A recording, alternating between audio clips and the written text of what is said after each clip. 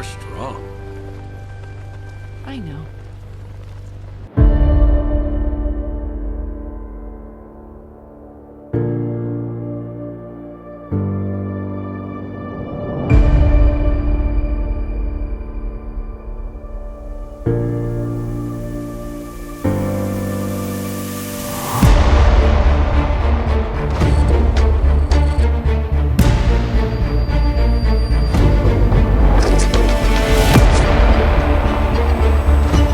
It's okay.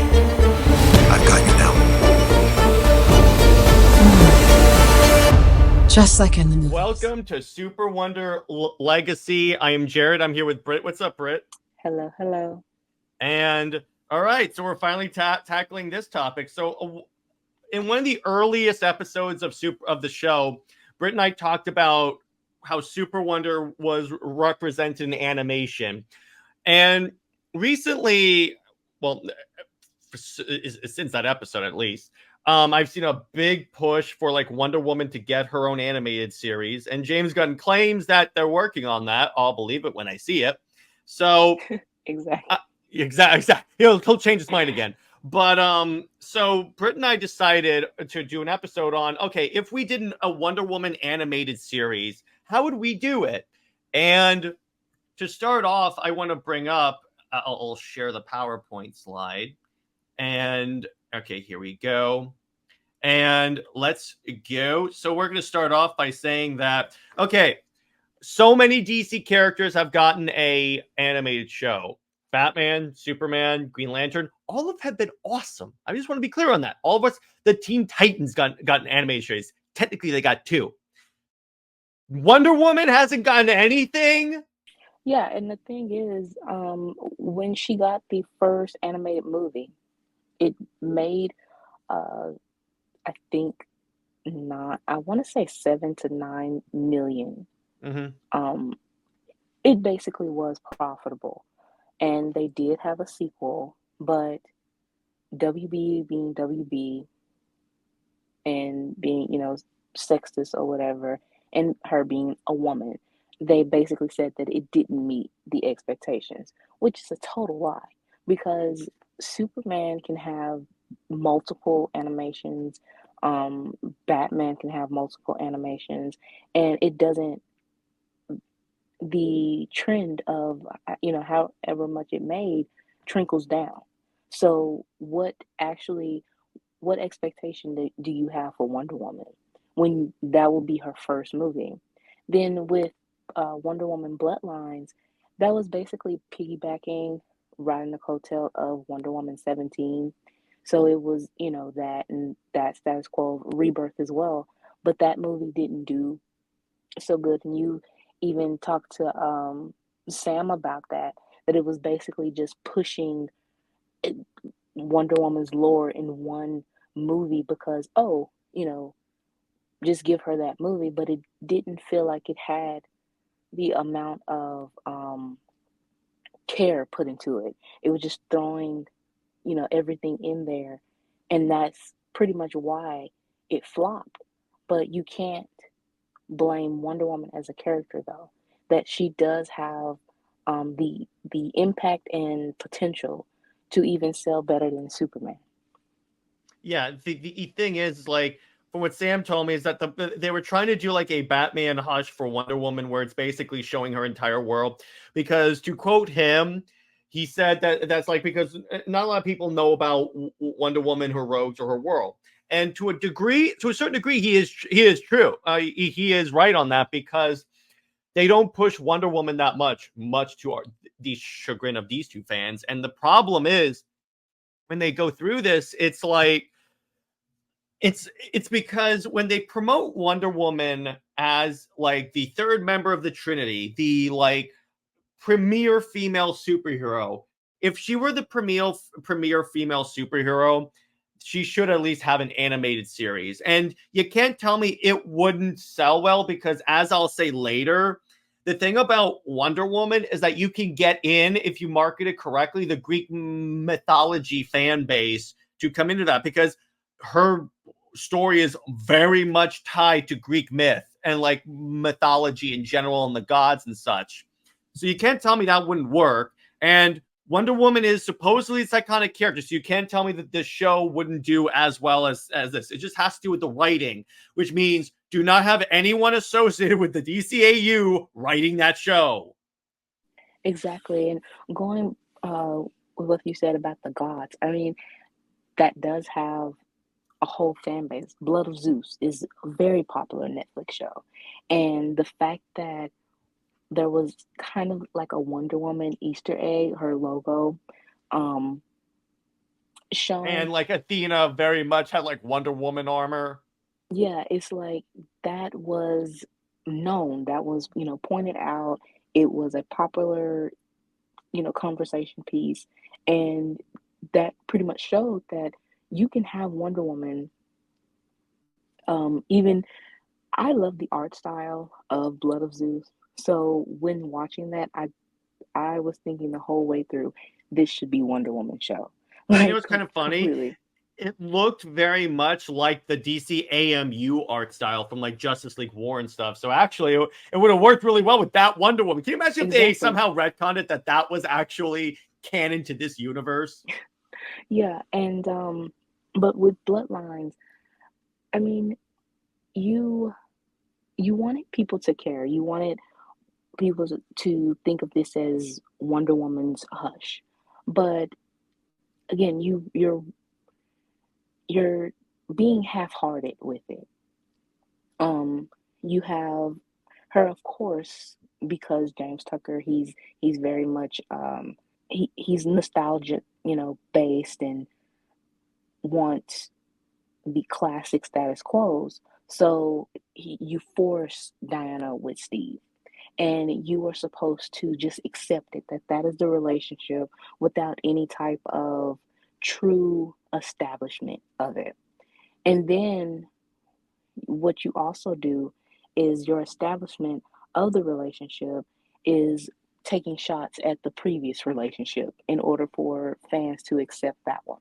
You So know that's it's one bad. thing. You know what's bad, by the way. So I have a buddy of mine, and by so yeah, where is Wonder Woman series if she has all this? But you know what's bad when I have a buddy of mine. Shout out to Robert Welling. He does great content, but he when we were talking about those scenes in like Death of Superman, and even he's like, yeah, that is freaking cringe. Because it's like, because for one thing, Wonder Woman's a character that you shouldn't use as a mouthpiece, and honestly, it sullies my image of that Wonder Woman. That's why personally, the DCAU for me ends at Justice League versus Teen Titans. After that movie, there are no other Justice League movies whatsoever. That's it. We're done with that, because that's when you had like, that's like the last time you had the good character before that they went to Death of Superman. Because Brit, you've seen me confused before.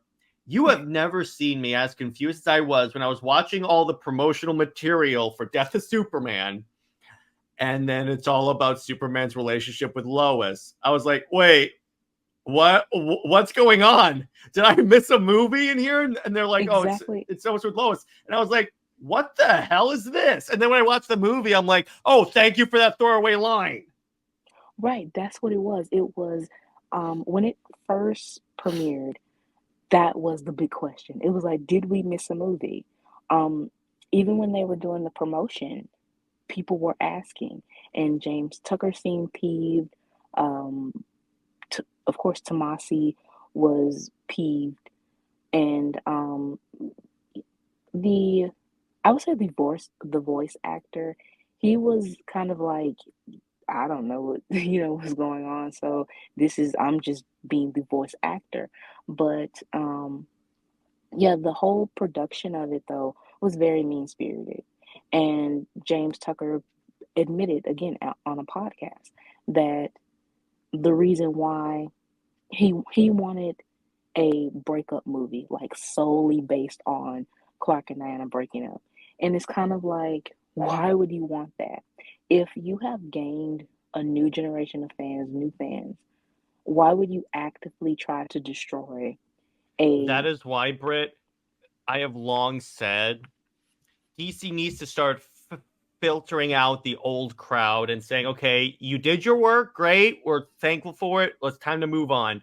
Because when you have guys that are stuck in one mindset, and it's not necessarily, I'm not blaming them for that, because even when Sam came on my show, he said, yeah, a lot of people are married to the way DC was when they got into comics, and that's fine. You're allowed to do that.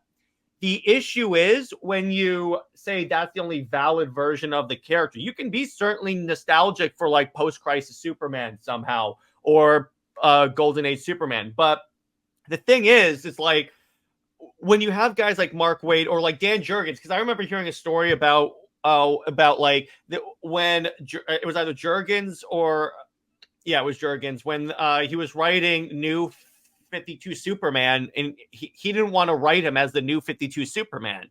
And I'm like, you're writing this particular version of the character. Write him this way, or you don't get to write Superman anymore. Yeah, he didn't want to write in New 52 Superman, and he always complained about the suit. You know, even with how he drew it. I mean, you drew it bulky and with all the lines and stuff, and it didn't look as slick as Jason Fabok or Jim Lee, or Tony. Rags Morales, because he was the first one to draw the suit in the Grant Morrison run. Yeah, if you were so stuck on the 90s stuff, and that's pretty much what Rebirth was for a lot of Superman fans, Twitter fans. It wasn't retconning New 52 because it was bad. It was retconning New 52 because it wasn't what Jurgens wrote. It's not only what he wrote, it's not only what New 52 was, he actually retconned like anything that he didn't write. It basically was thrown away. And then he was like, the new 52 armor is tied to Death of Superman. And I'm like, no, I don't like that. But anyway, so if you have all these characters that have their own animated series, the minute Green Lantern gets one before Wonder Woman, then I know something's up. Now, to be clear, I like Green Lantern, and that show is freaking superb. It's just the issue is Wonder Woman should get a show before Green Lantern. I'm just going to tell you that, because of the names that people know, I guarantee you people know who Wonder Woman is before they know who Hal Jordan is. But that's the issue. Now, you may be wondering, Jared, how has Wonder Woman been represented in animation? Well, and this is not all of them. I picked a sampling. So you have the Ruby Sears Wonder Woman, which was pretty cool. Brit and I talked about that in SuperWonder animation. She even kissed Superman. She gets bonus points for that one. Then you had the DCAU Superman, which was Wonder Woman, which was written in a way where it's, let's just say, not Wonder Woman. She was a cheerleader for Batman. Yeah, she was the cheerleader for Batman and a very angry person. I'm like, that is not Wonder Woman whatsoever. The moment that always grates on my soul, Brit, on my very soul, is when Wonder Woman is like upset that these criminals are like interrupting her day off. She's got to try to take a day off, but you guys won't let me. And I'm like, and she's violently manhandles the person, pun intended. And I'm just like, no, that's stupid. Then you get 2000. Yeah, go ahead. Or the fact that they turned her into a pig, and they thought that is, the way to make her interesting. Yeah, exactly. Or make her thirst for Batman, like we said. Then you have the Wonder Woman 2009 version, which, okay, now I don't hate the movie. Well, actually, I do hate the movie, but I like a lot of this movie. My problem is, ironically, Steve Trevor, because when you're looking at the way Steve is represented in that movie, it was like, he is very much like the misogynist. Like, he goes, man, your daughter's got a great rack. And I'm like, I get it was in the lasso, but why did that scene even have to be there? Or like where he's like basically violently mansplaining to Diana about the way the world is. And I'm like, this is making me lose brain cells.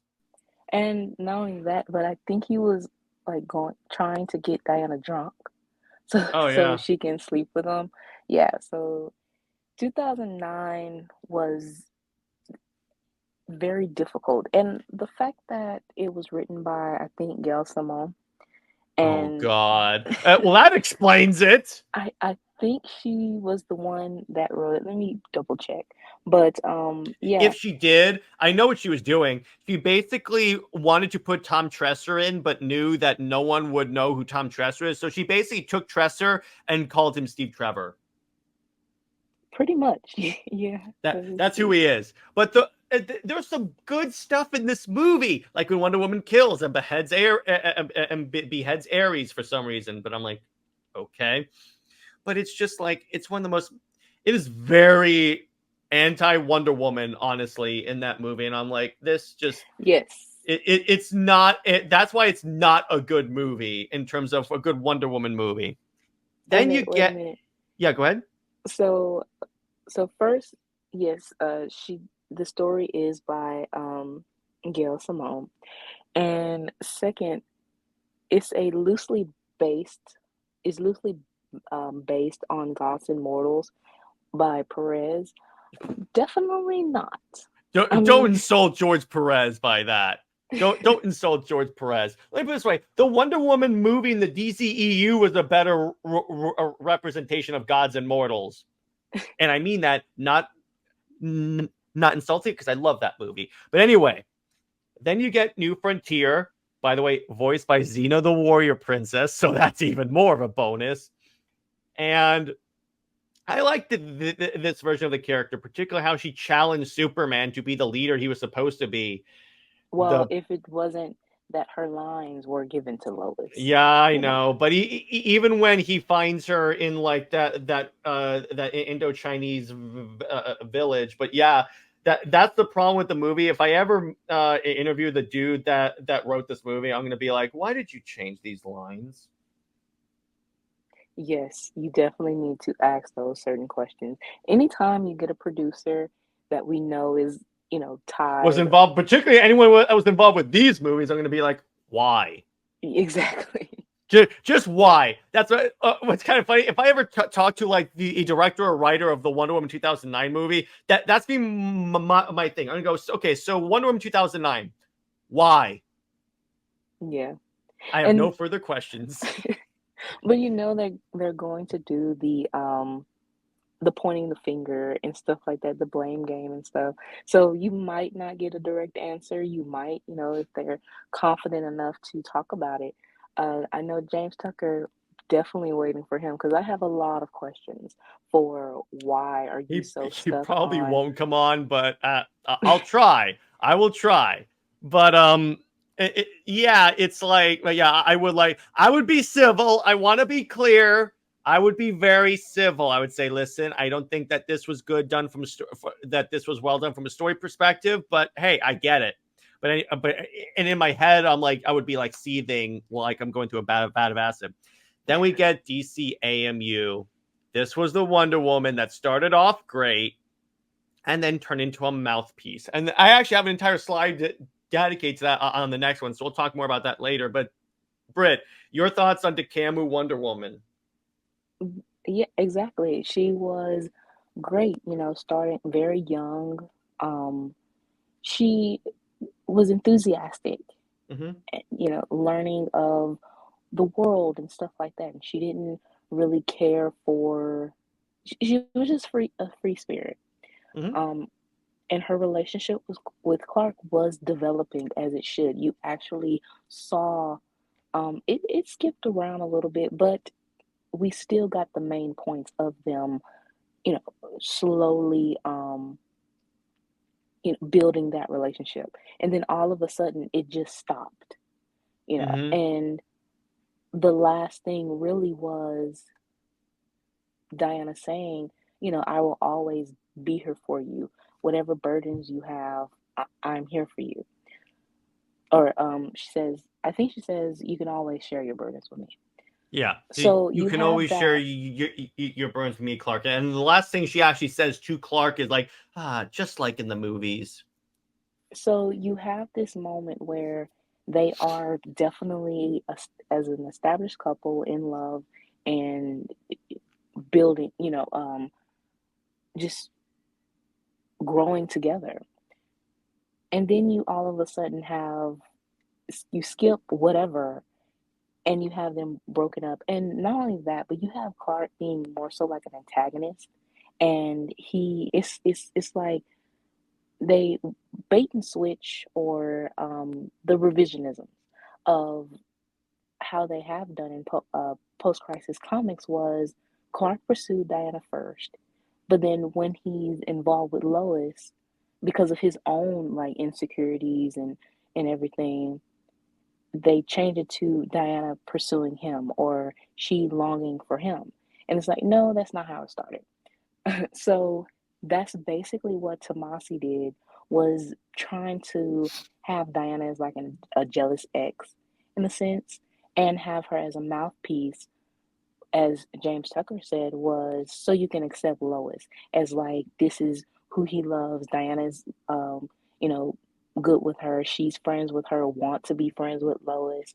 Diana basically belittles herself and says, well, I like Cal, but you are the love of Clark Kent's life.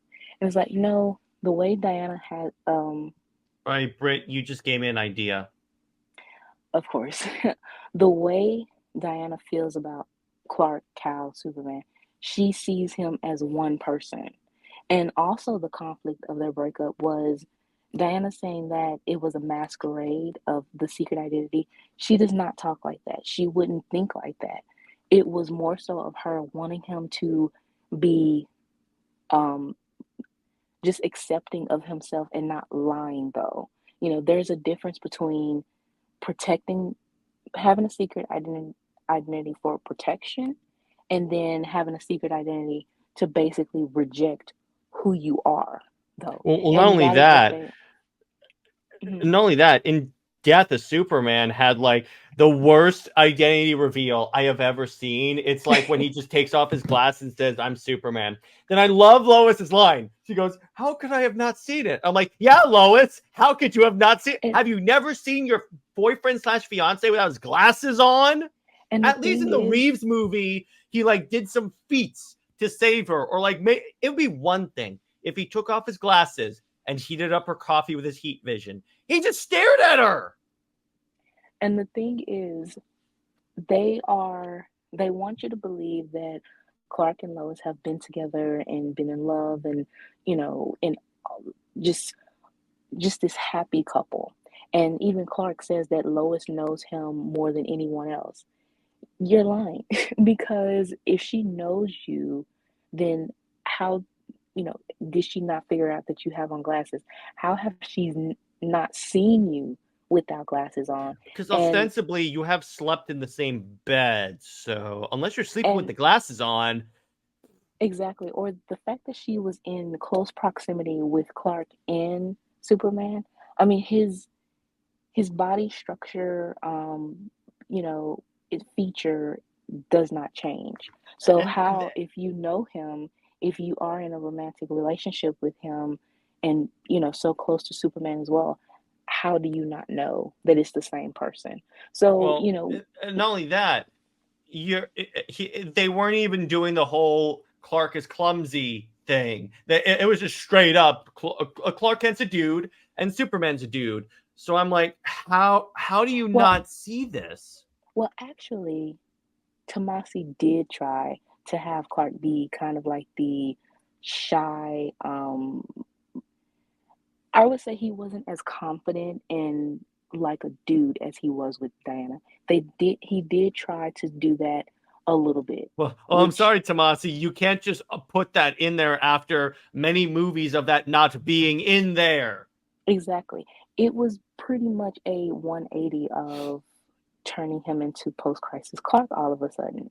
And then again, you have where Diana being a mouthpiece and saying again how she like the, was it the Eradicator, Oh or yeah, where she yeah. says she likes the one with the glasses, the one called the Eradicator. And that really just they try to throw Diana under the bus to think that she is this demigoddess who only cares for power, or that her caring for Clark's Kryptonian heritage means that she wants him to just be the, man with power. That's not her. She wants him to be honest. And what we've always talked about is that Clark and Diana, as a relationship, as a perspective, is about, understanding that they are a refugee and an immigrant. So from Diana's perspective, she sees Clark as that. She sees him as an otherworldly being because he is. So to say that and the fact that with Krypton, the way it was in post crisis, it was a very cold, you know, um, like this desolate place. And it was, they want to villainize Krypton. And And that's for called xenophobia. And yes, I made a exactly. tweet about that. But that was my other issue, is because when I read about that's what made me stop with because I have like the first trade of the John Byrne Superman run, and by the way, I got this before I found out about Superman making out with a 14-year-old girl. So I just want to be clear on that. I definitely won't be buying any more of those trades, That but is so funny you keep bringing that up. because Brit, that's egregious. Because True. according to people that have read more of John Byrne's work, he does that with a lot of different characters. So I'm like, it's not like it's one thing. But anyway, moving on, it's like the thing about it is, oh yeah, with the way when I saw how Krypton is depicted, even Jor-El is not depicted like in a positive sense in that way. Because at least in the Man of Steel, the movie took inspiration from that, but they at least made it where like the L's were like against that, because even Jor-El says to Clark, he goes, Krypton lost its way and then became this way, but it's not supposed to be like this. And I'm like, okay, at least you said this is not right. And going back to what you said, bringing up the 14-year-old girl. Um, in DC AMU, they had the Judas contract with Slade, and so you Oh, have this relationship, and I I wanted to talk about the relationships. So you have it's okay for you to have Slade and Tara, knowing that it's bad, but you would rather portray that than keep Clark and Diana together. And then Raven and Damien. Raven is much older than Damien, but you it's anime rules, de-age Brit. her. Yeah, you de-age her to fit Damien and make them into a couple. But with Clark and Diana, knowing that they have the history, and that is the relationship within the context of the comics that they were adapting, you destroyed that relationship. But you are okay with Slade and Tara. You are okay with the aging Raven and basically making her, in a sense, a damsel in distress for and codependent. With Damien, even though um, they really don't have this similarity, but the whole demon thing, son of a demon, and daughter of a demon thing. But for you to emphasize on those relationships, a crack ship, and then Or something, like, how about the people that say that, yeah, SuperWonder's offensive? How about Batman with Poison Ivy? yes. You go off on a tangent about a couple who actually have history, but then when you say the ships that you accept is something that's very problematic, or Ignoring the fact that Poison Ivy, as of my last understanding, that she is very much a lesbian. Ignoring that part, she's a terrorist. yeah, yeah. And I mean, she seduces, some men sometimes, and that's her whole thing. But an actual romantic relationship with Batman, no, that is just not. Um, Again, I blame Bruce Timm because he, in his universe, Batman was basically in a relationship with literally everyone. yeah, and I mean the fact that I would say 95% of Batman's female villains, he has had sort of a romantic tease with. Even He Harley. even romantically teased Lois, and Lord knows she's like one of the worst villains in all of DC.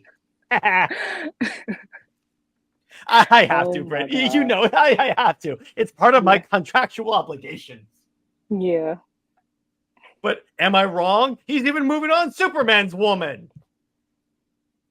Well, and that's the thing too, is with Lois, you have to have her as Superman's woman. And it's really objectifying her and being that that's all she is.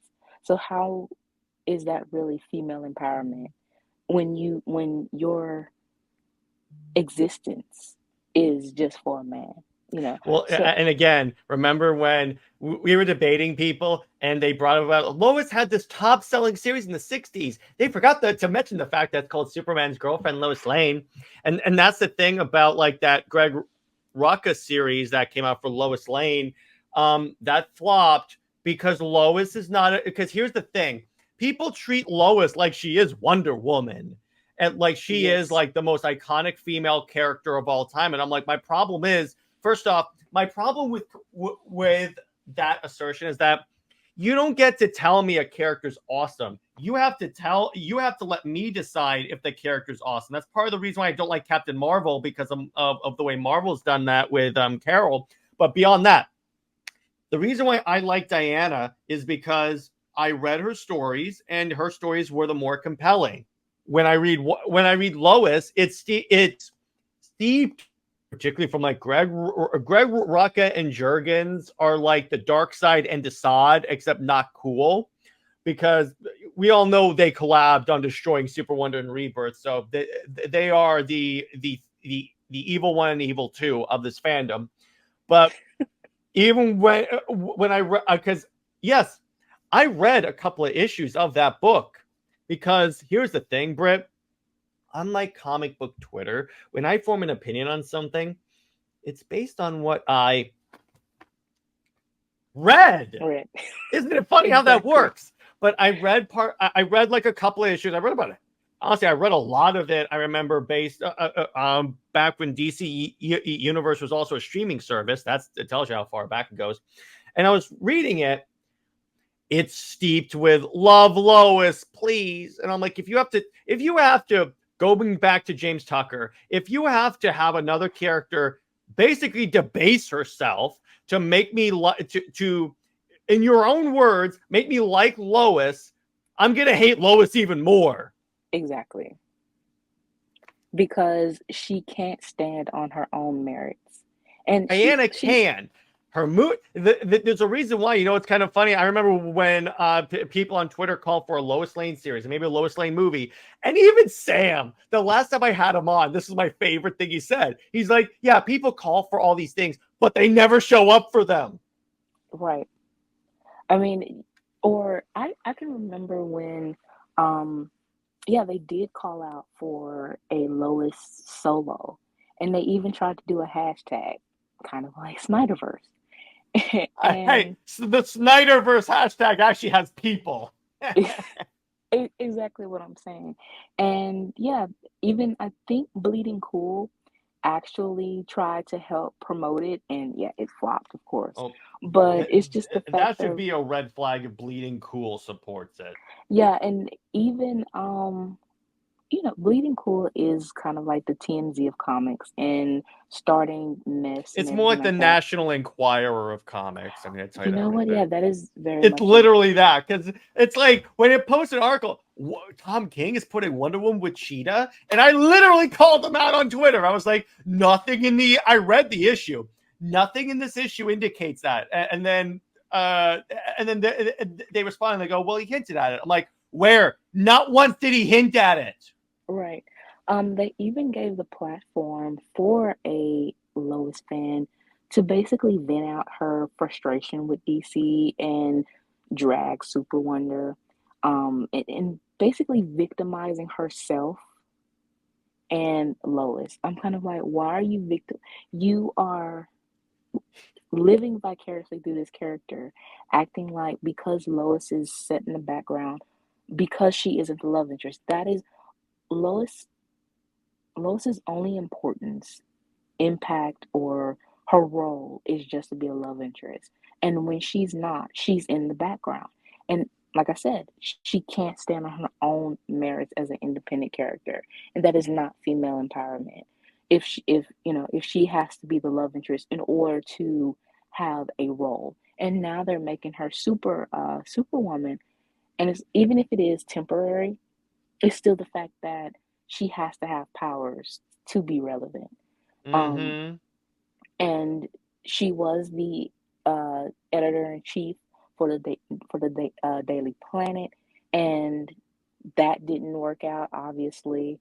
Um, but that would have been an impact an impactful role for her because she is a reporter, and so that will be her next step. If you can't make her next step of what her role is as a reporter work, what makes you think giving making her Diana Light with superpowers work? And also, you are basically setting a double standard and contradicting yourself because Lois isn't supposed to have powers to humanize Clark. So now it's okay for both of them to have powers. Isn't that eugenics? Isn't that power It's literally stealing? eugenics, and they're like, I can't wait to see what baby they would make. That's literally eugenics, but okay. You're But right. going back to her past animated series, then we get one. So here's the thing, Britt. I watched Justice League Action before I knew it was Super Wonder. I just watched it because I was like, okay, because I figured because Justice League Action is a little more kid oriented, but it's still fun. So I was like, okay, you know what? I'll watch this. The look on my face, Britt, when I see Superman and Wonder Woman on an actual date talking smack about Steve Trevor and Lois Lane, the look on my face when I saw that, I was like, wait. That because here's the thing. Because correct me if I'm wrong, Britt, but this came out in the Rebirth era, so I wasn't used to seeing this couple represented in an anime show. Because normally they would not do that. They would make it like, oh, we could date, but that would be stupid. It wouldn't work. But no, they respected it. And the thing is, Jim Krieg was the I guess the head writer and producer of the show. So, and the fact that he was the head writer of Tomorrowverse, and we have Superwonder there as well. But it was supposed to be this kiddie fun, silver agey type show. But again, you have the Lois fans that are like, "Where is Lois? Where?" When that episode actually came out, they, of course, had a fit on Twitter, attacking and harassing the voice actors and Jim Creed. Um, but the voice actor for Superman, he actually said that Superman is supposed to be embracing his his immigrant roots. He is supposed to acknowledge that he is a refugee. And that is the first time you actually have a voice actor that acknowledges in a very positive manner Superman being otherworldly and, Yeah. embracing his otherness. And the fact that he said that being with Diana is positive because of that she understands exactly what he's going through as being an immigrant as well. So for that to be such a kiddie show, but it actually had that relationship and it could have gone a little bit more. You see some people bring it up and they're like, "Oh, they broke up," or No, they it didn't. just, They were or together the something like whole that. time. Exactly. You even have one episode where Diana basically implies that their relationship is low key. It's not something that is in your face. And that's also a double standard because it's like if they don't show you the relationship, they say that they broke up. If they do have the relationship shown and being focused, they'll complain. So it's like, which way do you want to go? Yeah, I will say I know the scene you're talking about where Superman is sick, so they have to shrink down and go into his nose, and Wonder Woman's like, you and I'm the one dating him, and the Atom goes, wait, what? And then Wonder Woman goes, what? Yeah, it's that It was episode. funny though. It was funny. I do wish that we would have had a little bit more to just solidify it. Like I said, just a little bit more. But what we got was very cute, and I appreciate this show because it was fun, and we actually saw Diana having moments very much respectful than she did from DCAU. Yeah, again, that's what surprised me. This show was respectful to this relationship and didn't drag it. Because, again, Brit, this was the same reaction I had watching the DC documentary when they were talking about the new 52. At some point, I thought that they were going to say, yeah, it was great. It saved our company.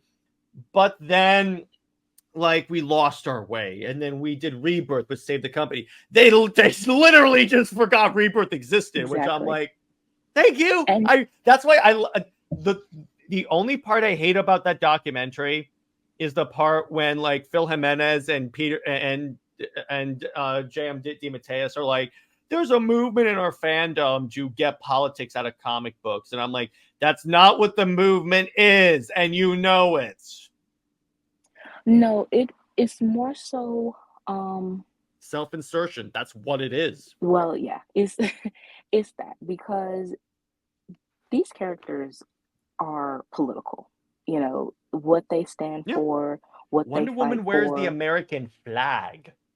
I mean, even that is not really, she's not an advocate for America as just that, because she's very much the global hero that Superman's supposed to be. She Well, is, yeah, but my point is like they have her as like a symbol. It's whether or not she wants to be that, she is kind of a symbol of America because of the costume she wears. And I wouldn't be surprised if that's partly how or the inspiration Marston took for it. But it's I remember the original idea for the costume was it's customary in the Amazons to dress the armor in a way that's it's like the guest nation's flag. So there you go. But well, it's like I understand that yeah, these characters are political. They've been politicized. I mean, they were involved in World War II. The problem is when these characters make them act way out of character for politics. yeah, and like you said, with the self-insertion and trying to force the views, like you have to respect that people have various, views and different beliefs.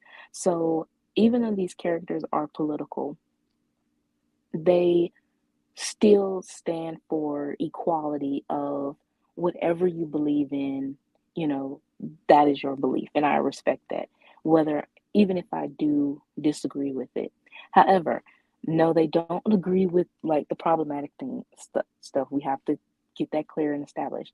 But I'm talking about how culturally, cultural beliefs and just the way certain people live.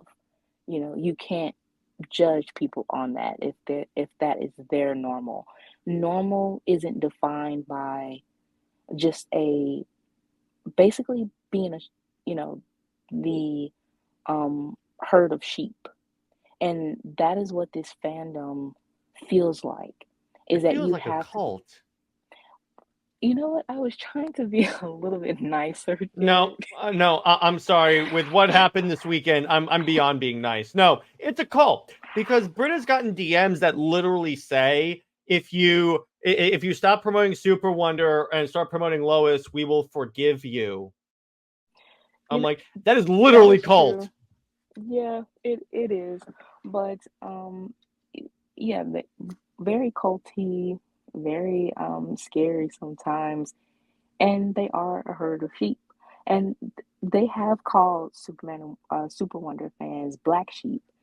Honestly, I would rather be the black sheep that stands out, and not fit into whatever this whole thing is, And honestly. Brit, I'm a black squared sheep. I say black squared because I'm a black sheep because I'm a Super Wonder fan, and then I'm black sheep again because I'm a Zack Snyder fan. So I'm doubly screwed with these people. Yeah, But it's then we get to back to this. Then we get to what is probably the best depiction of Wonder Woman in animation that we've gotten so far is the Tomorrowverse, because she was not used as a mouthpiece like the Dekamu. She was respected, unlike the other variants. She wasn't used for the pleasure of other characters, except for the Steve Trevor in Wonder Woman in World War II, but that didn't last long.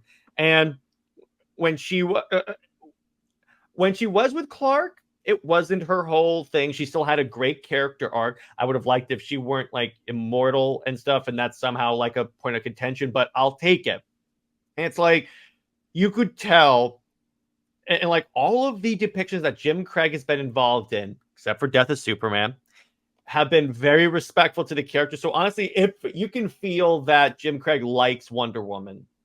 yeah, and the fact that her sacrifice kind of like ticked off Superman fans, because her whole thing when she gave Clark, she told him that he was a good man, he was kind, and everything like that. Basically saying, I love you, but this is not for you to make the decision for me. This is This not a is job for Superman. And I'm like, when she, you know what, cat juice everywhere. I literally cried when that scene came on. Right. But that really stung the Superman fans because they're so used to Superman being the hero of everything. Even if he does sacrifice himself, they still feel this macho-ness that he is the ultimate hero because he made that sacrifice. And that's the thing that I don't like about Death of Superman, how contrived it is, because first of all, with having your heavy hitters, he doesn't die. He might get a little, battered and everything like that, maybe have to be in ICU for a minute, but otherwise he wouldn't die. That's the other thing. That's the other thing when it comes to that movie that's not accurate to the comic, in addition to the emphasis on Lois, is that the Justice League in the comic are the D-listers. These are the characters that actually could do something against Doomsday. Right. And I think Tomasi too. I mean, they just felt real comfortable admitting the BS, the sugar honey iced tea, if you will. By the way, you had me say sugar honey iced tea on a show, by the way. Did they know what you were talking about? They knew what I was talking about. Yeah. At least I think they did, but then I literally said, okay, Brit's got me doing it now. Because we're trying to keep this clean, but if anyone wants to know what that means, just take the first letters of each word, spell that out, and you'll know what we're talking about. But to admit that basically it was contrived, that Diana, yeah, she definitely could have defeated Doomsday, but you had to depower her, you had to break her sword, for Superman to die. That you is had the Flash lamest... and Green Lantern, and you had Martian Manhunter get beaten by Doomsday. Yeah, it very lame. The one-trick pony troll monster. Yeah, Diana deals with... Brit, I love this is one of my favorite parts about co-hosting with you. The way you phrase things is so good. And sometimes I don't even know what's one trick pony patrol monster. I'm oh good.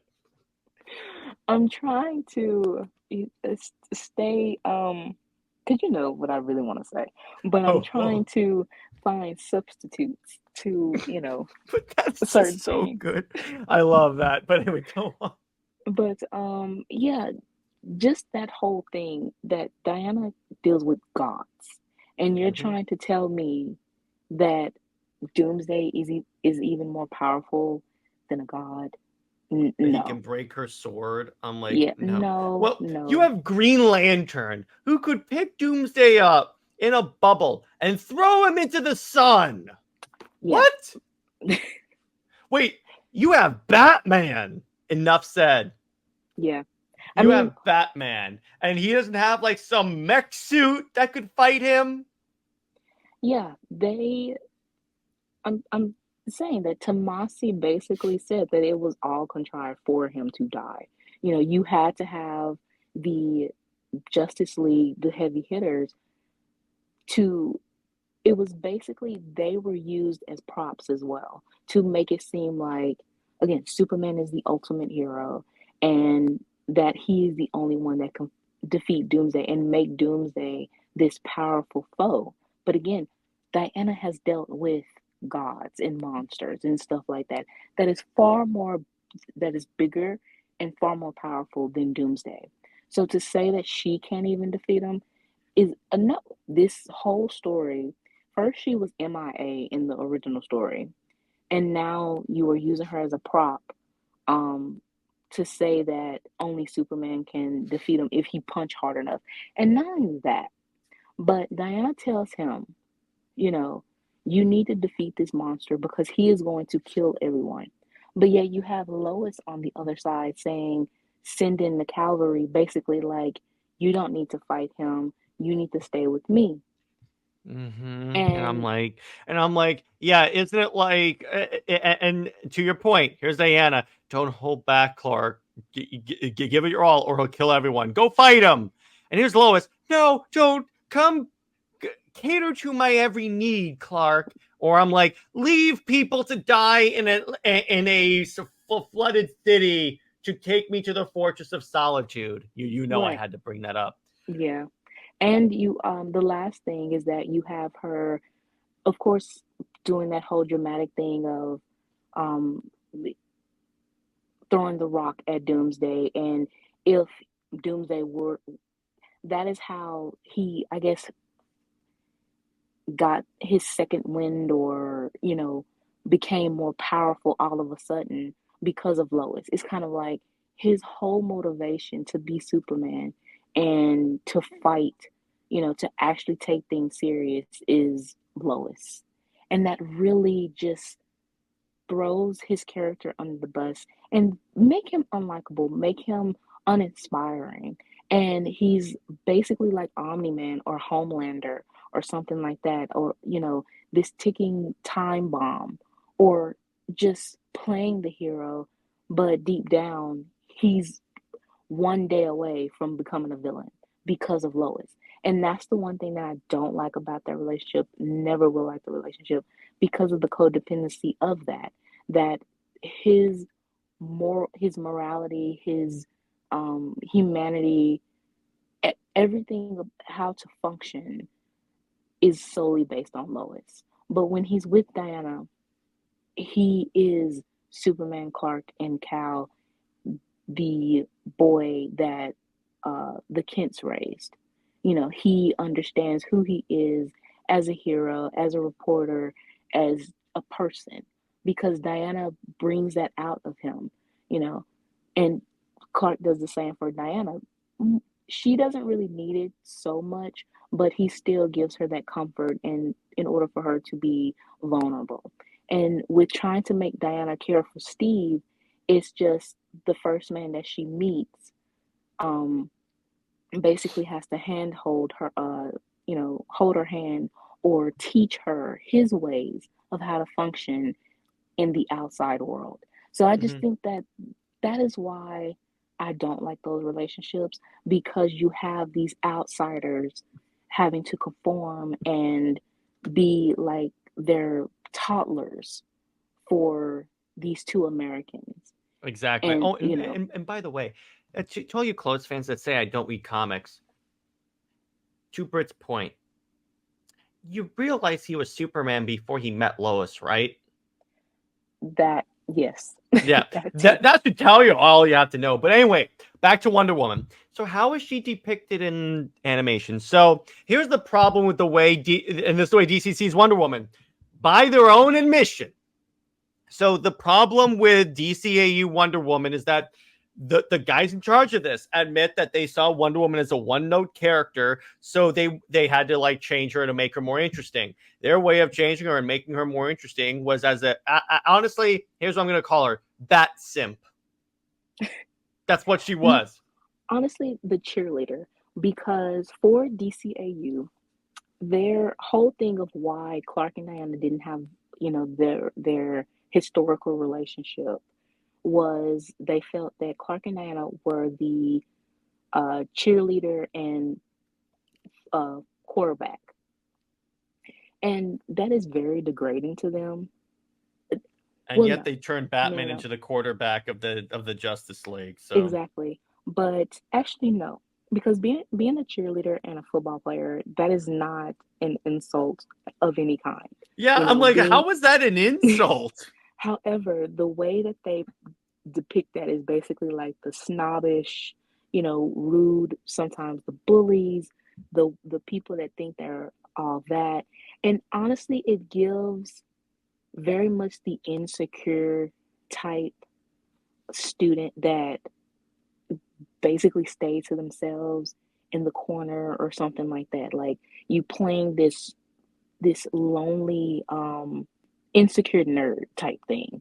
And it's like that, okay, first of all, that's only in exaggerated teen movies. It's not a real thing.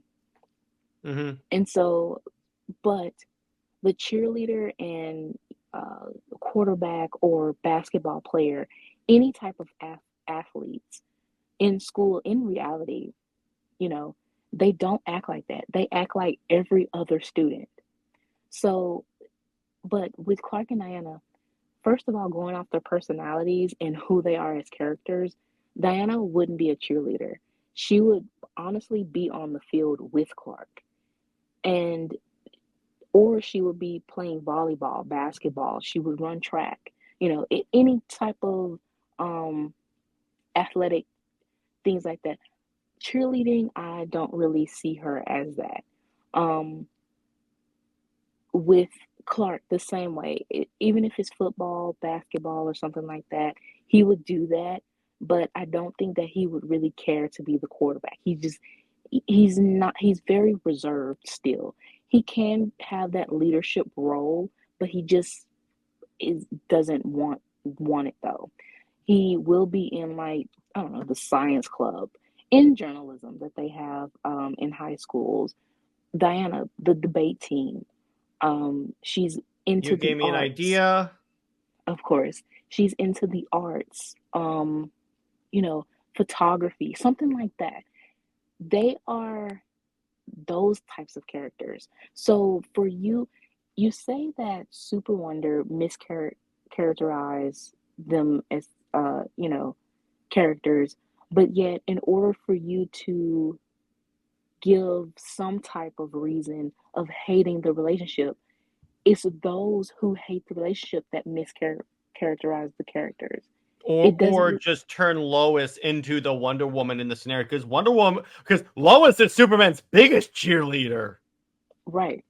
And like you said, Diana being a mouthpiece, because I Mm-hmm. can remember on CVR, the forum, um the store,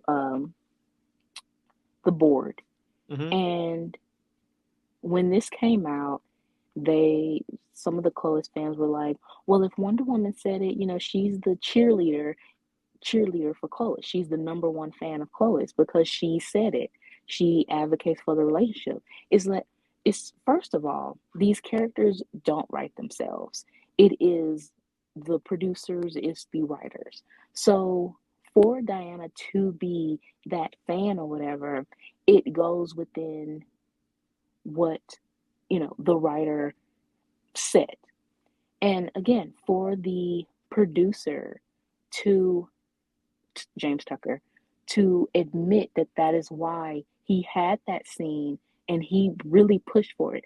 He said that this was the main, like, scene that he wanted in any of the movies, you know, was for Diana and Lois to talk, and it was basically talking so he can prop up Lois and he can make them friends in order for the people who like Super Wonder, in the new generation, to more so accept Lois.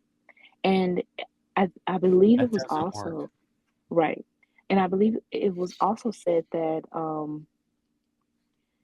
it was pretty much a plan of sidelining Diana anyway, because like in Apocalypse, or no, what was it? The last movie, not Dark Side Dark War. Apocalypse War. Yeah. Um Basically Lois again took Diana's role in a sense of her being the strategist, her making up a plan, her And fighting Harley, and all of that. her Hmm. death is what lets Superman break out of the demonic possession. All of that. It's again, Lois is who makes Superman function as a person. In reality, we do not need another person in order to function. I If you go into a romance like that, yeah, no, you need a therapist or something like that. That is not a, a solid foundation to build a relationship. I got another idea. Of course you do. So, I'm oh, just full. this one you're gonna like, but I'm anyway, Everything that I say, I'm just giving you ideas, and it's I'm kind of like, like I need to I'm there with look my at. phone so I can write these down. So I'm like, good, good, good. Okay, there you go. But anyway, but yeah, and honestly, yeah, and it's like it's a lot when, again, this scene up here with Lois and Diana, again, my friend who is a die-hard Clark should be with Lois fan, but he also says there are times when like Diana, when it's fine with Diana. The way my friend Robert expressed it was like, yeah, if he like it's like he was very supportive of the Tomorrowverse because he was like, yeah, he was with Lois, she died, and he went to Diana. There's plenty of times where that happens, but anyway, but when we talked about that scene, and even he was like, yeah, that is the worst thing they could have done. But you know what? Even with the Tomorrowverse, how that relationship for Earth One and Earth Two, Earth One, Lois and Clark didn't have a any inkling of a romantic relationship. Well, that's what Um, happens when you're Superboy. um, and the reason why they put them together all of a sudden was because they were going to introduce Earth to Clark and Diana together. So it's kind of like they knew Lois Clois fans um would attest detest to all of that. So they wanted to give them a bone. And it's kind of like, okay, well, that really doesn't work because also what they decided was in the Green Lantern movie, Oh Earth God, 1 Diana was mentioned, but she was never seen. that So movie. basically, what they did was they switched it because Earth 1 Superman, they wanted him with Lois only in counter to Earth 2 Superman being with Wonder Woman. Earth 1 Diana doesn't exist. Earth 2 Lois, she was not mentioned at all. She didn't even exist in the JSA movie. So she basically lived and died off screen, which is, again, not empowering. That's pretty How much does it feel to have key plot points happen off screen, guys? How does it that. feel? And I mean, that's embarrassing though. Mm-hmm. She lived and died off screen, and she's just kind of like a random footnote, really. And but she doesn't exist on Earth 2 in order for Clark and Diana to be together. Even though, again, in the JSA movie, Steve died because he was gonna die either young or of old age. He's irrelevant. Diana really didn't have, she cared, but it didn't really exemplify a romance, until he died. But it felt like Clark and Diana's of Earth 2, their relationship had more to establish because of how Clark, um, how he just felt like he was a reporter, and the conflict that they had of Diana feeling like a little bit betrayed of not knowing that he had the powers, and her being at the end his inspiration to be who he is supposed to be. So you have that foundation already set on Earth 2. Earth 1, you just put Lois and Clark together because of another relationship and because you feel like, well, we don't have to establish any type of foundation. It's just, what's already set. It's the obvious thing. I So, love when people say, "Oh yeah, Superman with Wonder Woman." Oh yeah, it's the obvious thing. I'm like, okay, well, thank you for admitting they belong together. But anyway, then continuing on. So now, Brit, now we get to how we would do the Wonder Woman animated series. mhm. So season one. All right. You say there's basically the basic overview is that there's a lot of a slice of life and action. It focuses on the struggle and empowerment of women, and it's the backbone of the series is motherhood. So explain. Okay, so the slice of life is is very it's much more of a character work, Mm-hmm. and the action takes a back seat just a little bit, but it's still there. But with Wonder Woman, because she is trying to balance it all together. But with Diana, she's more so a speaker. So that is pretty much my thing with this um, hypothetical animated show is that she more so speaks and teaches, and she also learns. We see, a lot of real world things through her eyes, and we also get to um, learn things and be taught things, you know. But also, you do have, like I said, the action and stuff of fighting the villains, of all of that kind of stuff. Um, the empowerment of women. Okay, one that is who Wonder Woman is. That is her purpose. She Mm-hmm. is not um chasing after a man that she just met and only knew him for less than a week.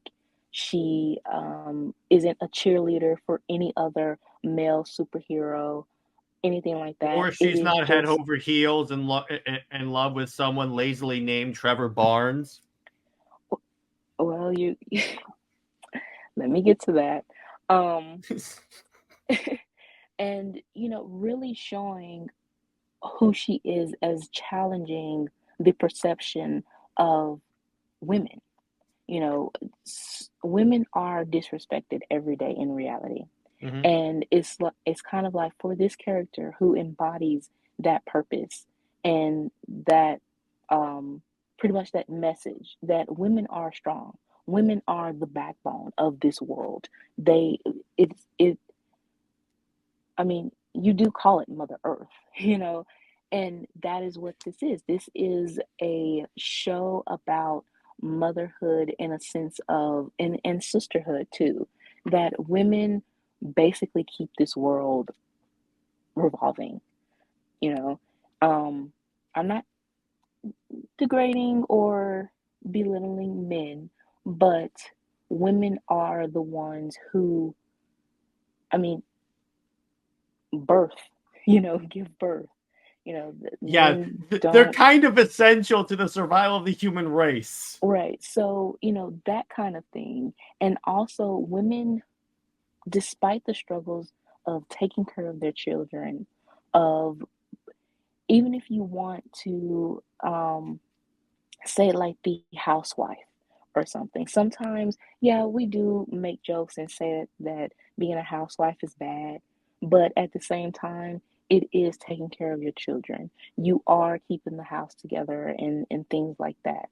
Um, and also what women deal with when they are in relationships, you know, and how, yeah, some men, they do have like these mommy issue, codependent type ways, and they feel like their romantic partner should take on the role as like a second mother or whatever. As weird as that happens in reality. So just dealing with those certain points of it, Wonder Woman should deal with those mature themes, I believe. Yeah, there's a way to do it and not, because here's the problem with that. You don't want to come off as preachy, because if you come up like preachy, you get Captain Marvel, and arguably that did more harm for it. But there's a way to do it, and with the right writer, like Craig, honestly, Jim Craig, I think you could get on. Now, I like the idea of motherhood being the backbone of the series, because that's like that that is extremely essential to Wonder Woman. Now, let me ask you this: with the motherhood thing, would you, if we're doing this as an animated series, do we do Clay or Zeus? Oh, it's definitely going to be Clay. Okay. Because the reason why I'm choosing Clay is because it is very much, and with going with the origin that I have, it's about Hippolyta herself and her struggle and Actually, her, here we go. yeah, it's her struggle and her desire to be a mother, and also taking with Perez too, of the reincarnation of the Amazons, and that Hippolyta and Diana are reincarnated from a mother and her unborn child, that were killed by abuse. So that is just a full circle to me. And so with um so the clay origin is more pure and speaks more of a mother creating her child. And I feel like if you use the Zeus origin, it leans more on talking about Zeus than, you know, than in Hippolyta becomes more of a plot device for Zeus Hmm. than it being about her story. That makes sense. I kind of see that, and you're still gonna like have suits involved, because you kind of have to involve the gods. Now, this is very interesting. It's ballsy to not bring in Diana until 5 episodes in, but this is a big but. I understand in this case, because in order to understand Wonder Woman, you first have to understand who the Amazons are. And honestly, giving giving like 4 to 5 episodes establishing who the Amazons are, that is actually a good way to make sure that like you, because a lot of who Diana is just comes from the Amazons, and there's a lot of misconceptions about who the Amazons are, thanks Exactly. to some perceptions and some people's having really BS takes. So yes, I'm like, yes. Normally, I wouldn't be against. I would be against the title character showing up much later, but in this case, you kind of have to understand who the Amazons are in order to get Wonder Woman. Exactly. Because they honestly, the Amazons deserve a in-depth exploration than the pinky toe in the puddle type, you know, um exploration lack of that they get. And like you said, the misconceptions of thinking that they are just these barbaric warrior women, that they hate men, but you don't understand it's not hating men like they are, or the murdering male babies or something like that. You have to understand their backstory and why they are secluded, why they don't trust men, you Now, what I know. would say, have this take place after the whole Hercules thing. Do not show that, particularly in an animated show. Well, You can no, it allude to was that, but exactly don't reference it. right. Those type of details that's graphic, of course, is basically talked about in a sense, like someone is. I actually felt that Diana, it would be sort of set in the past, and Diana is basically telling her own story. Hmm. Um, and of course, you would know why I say that now, Oh yeah. given what I have at the end um, of this hypothetical show. But yeah, it was more so like Diana telling the story, and basically addressing all the misconceptions and just giving, because we see, like I said, we need to see her story and the Amazons through her eyes. Even if it's bad, the good, the bad, the ugly, we need to see it through her. So it is basically a first person perspective. Yeah. And I actually really dig that for that. And it's like, so, and then episode 6, so a 10 episode season. Thank you. The whole 8 episode thing is stupid as hell. But, to explore it. So in other words, now we have young Diana. Now we know who the Amazons are. Let's explore who Diana is as she grows up.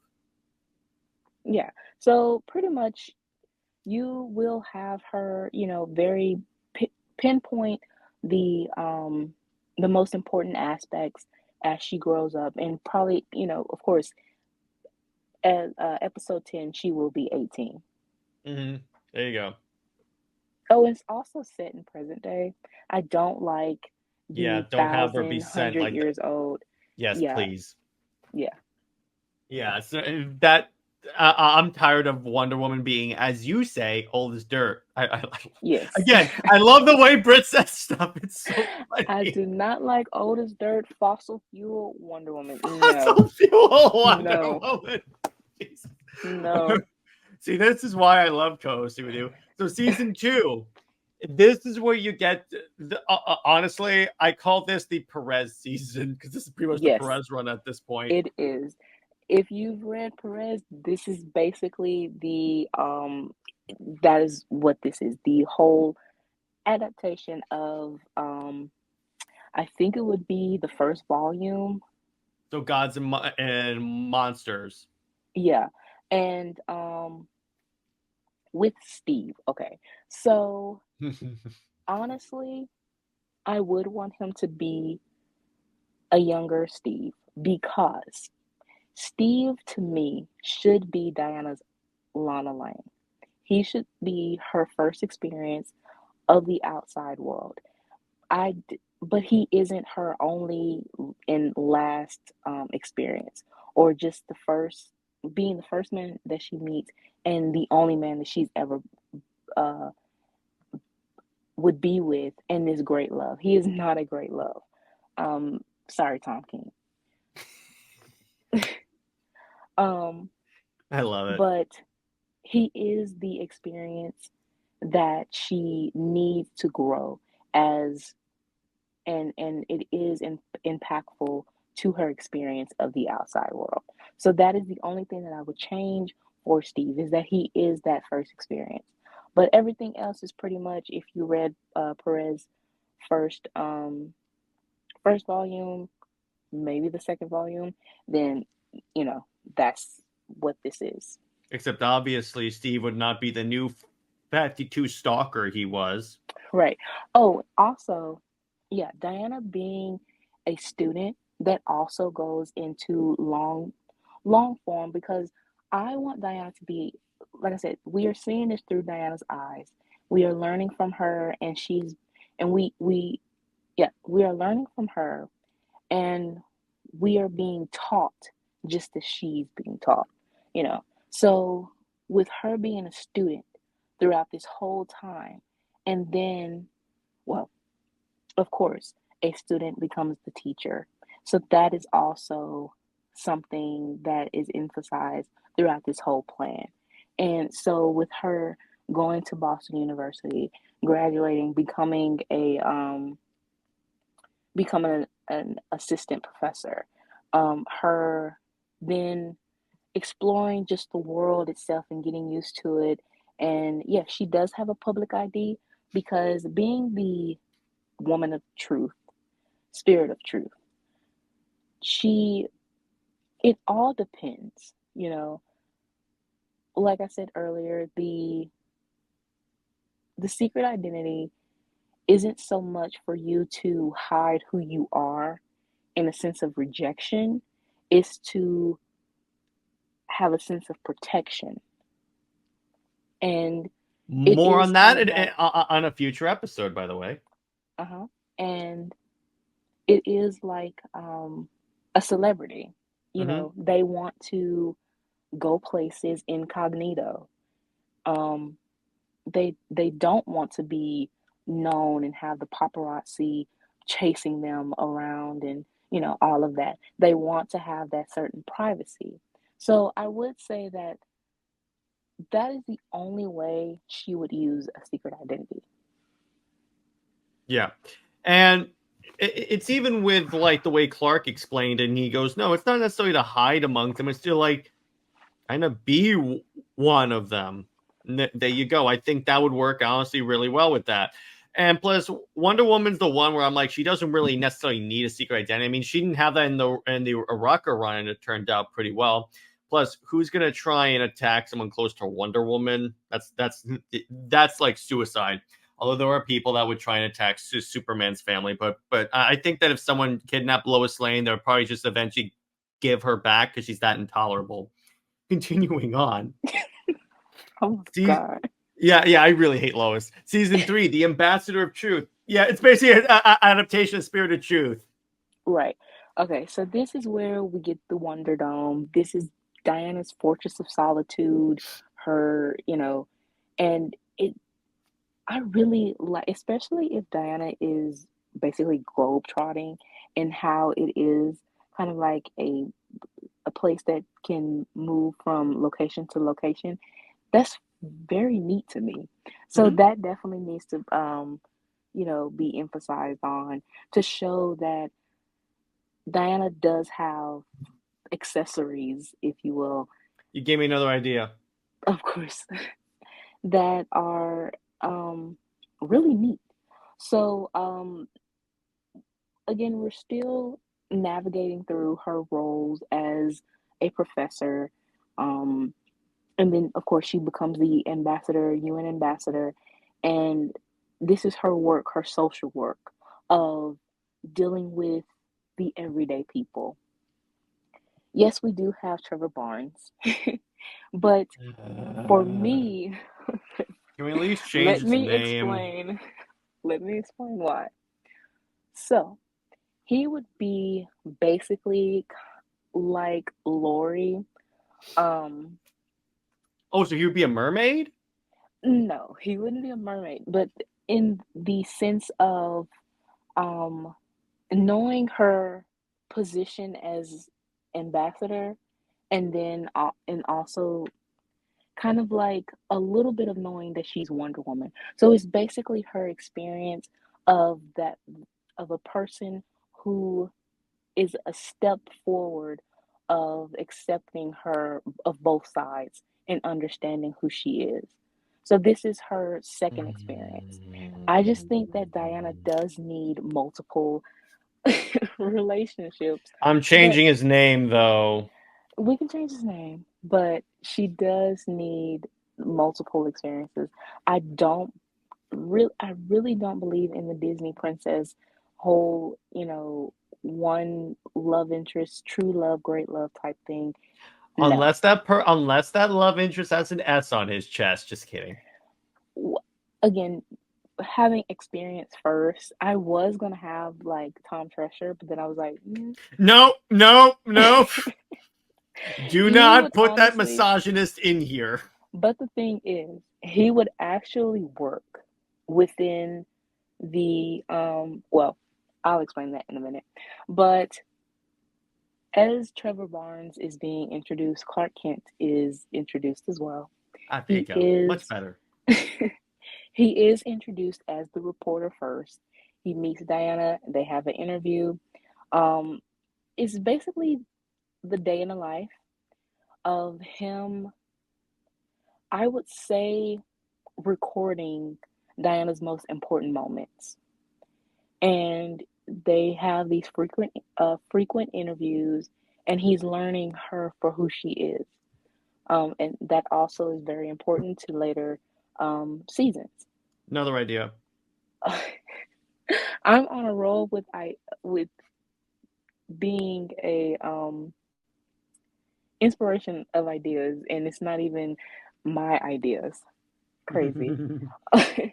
I now um, have 5 ideas, by the way. wow. Well, let me keep on talking. Go ahead. Go So ahead.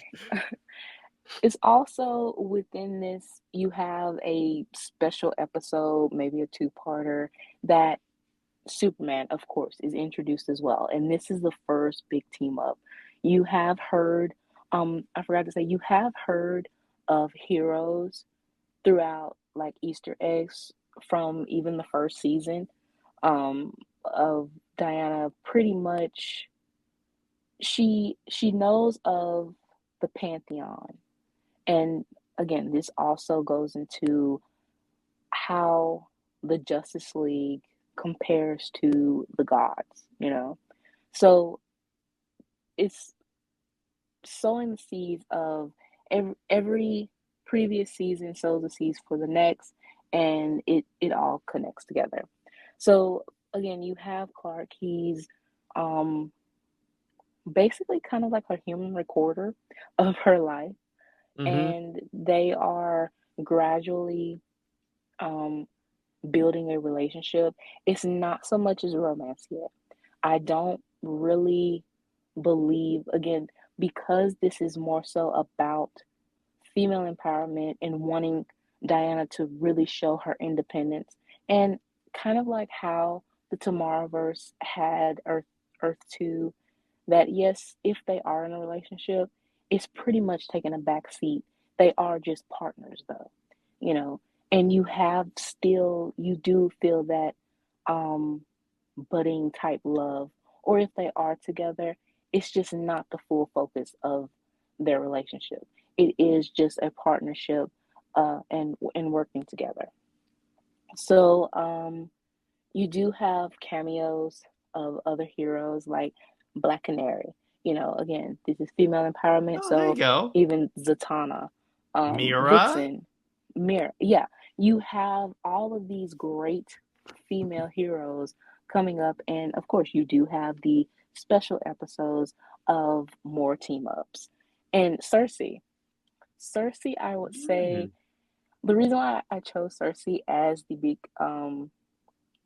villain for this is because it's about kind of like she turns men into animals and beasts, you know. So I you like kind that. of I have you an have, idea for that. of course you do. Not You now with the story. Now with the story. With this. Oh, okay. So you have to have her, you know, Diana. She's not, of course, belittling men or degrading them, but it is that Diana does fight for everyone as, again, equality and true feminism. Yes. So, you know, Now, remember the Heinberg run that had the Terry Dawson books? Cersei impersonates Wonder Woman in the show and frames her for stuff. oh, And that, it goes well if the title of this season is Spirit of Truth. you know what? That is a great idea. Cersei starting like impersonating Diana, trying to basically ruin everything that she's built. And again, it all also ties into Clark, the fact that he has recorded, you know, Diana, and he knows her purpose and everything that she's done. It definitely contradicts what Cersei is doing. And it also gives a little shade and throw jabs at injustice, because we all are praying that Injustice Wonder Woman is Cersei in disguise. Yeah, the real one is like in a pod somewhere, maybe even on Brainiac's ship. And Yeah. we find out that, yeah, that's why I love that Injustice movie. Wonder Woman actually acted like herself at the end. But anyway, so that's my thing. It's like where you can say that, like, Wonder Woman. Got it. So there's an incident. Stop me if this sounds familiar.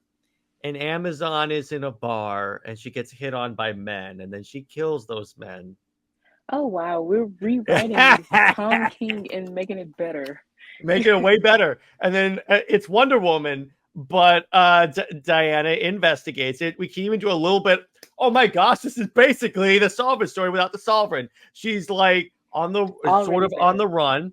Clark obviously helps her. Oh, we can make it. She doesn't know he's Superman yet. It's like Yes. he happens to always be there at practically when she calls, he happens to be conveniently near her. So she starts to get suspicious that something's up with him. But it's like it's like you can even have it where as she's being hunted, at first she's like a little bit distrusting a little bit, but then he like grabs it. He grabs the lasso and says, "I'm here to help." That is perfect. And we also don't have the dried up prune man. So, Yeah. Oh, yeah, yeah. Cut that completely out. Wonder Woman's Joker. But I have no anyway, idea how in the world can you say that Sovereign is her Joker? Like that, arguably, Cheetah is Wonder Woman's Joker and will never be her lover. Anyway, I have to say that. But anyway, yeah. So you can have it throughout the war. She's committing all these crimes for Wonder Woman. It's like, she can even tell Clark, I don't know what to do. Every time I do something to help, something goes wrong, and it's like the lies key. It's like this world is so filled with deception, and then Clark holds up the lasso and says, "Then be the spirit of truth." that is beautiful. Because that's something Clark would say. And then what Diana does, stop me if you've heard this. She shows up in the middle of an arena and basically says, "I'm here. Just come, do whatever you have to do." And then Cersei shows up, and then they fight. Yeah, There you go. that honestly, that is so much better than the story that we are actually getting from Tom King. I Um, know. I mean, the Like, prune, you know what I would do? That'd be hilarious. If I took over for Wonder Woman now, I would retcon it that the Sovereign was Cersei this entire time. that would make so much more sense. I Like, mean, I would make it where, like, in the past and the future, he's Cersei the entire time, and I would go, "Oh yes, yeah, none of this actually like went down." Well, yeah, obviously the Amazons being killed, I can't get rid of that, but it's like we would even. Here's what I would do, because I don't believe in characters becoming mouthpieces. I would make it where even Steve Trevor was under her influence. That's why he never like got more involved. So there you go. Yes, I'm doing your job for you, DC. you know what? Even that is the fact that Steve was a lapdog and Tom King was like, "Oh, well, I'm going to explore the conflict of them, of how he puts duty over their relationship or, whatever like that." The same thing that And he accused her of doing in that cringe issue of Wonder Woman where he broke up with her. Remember that?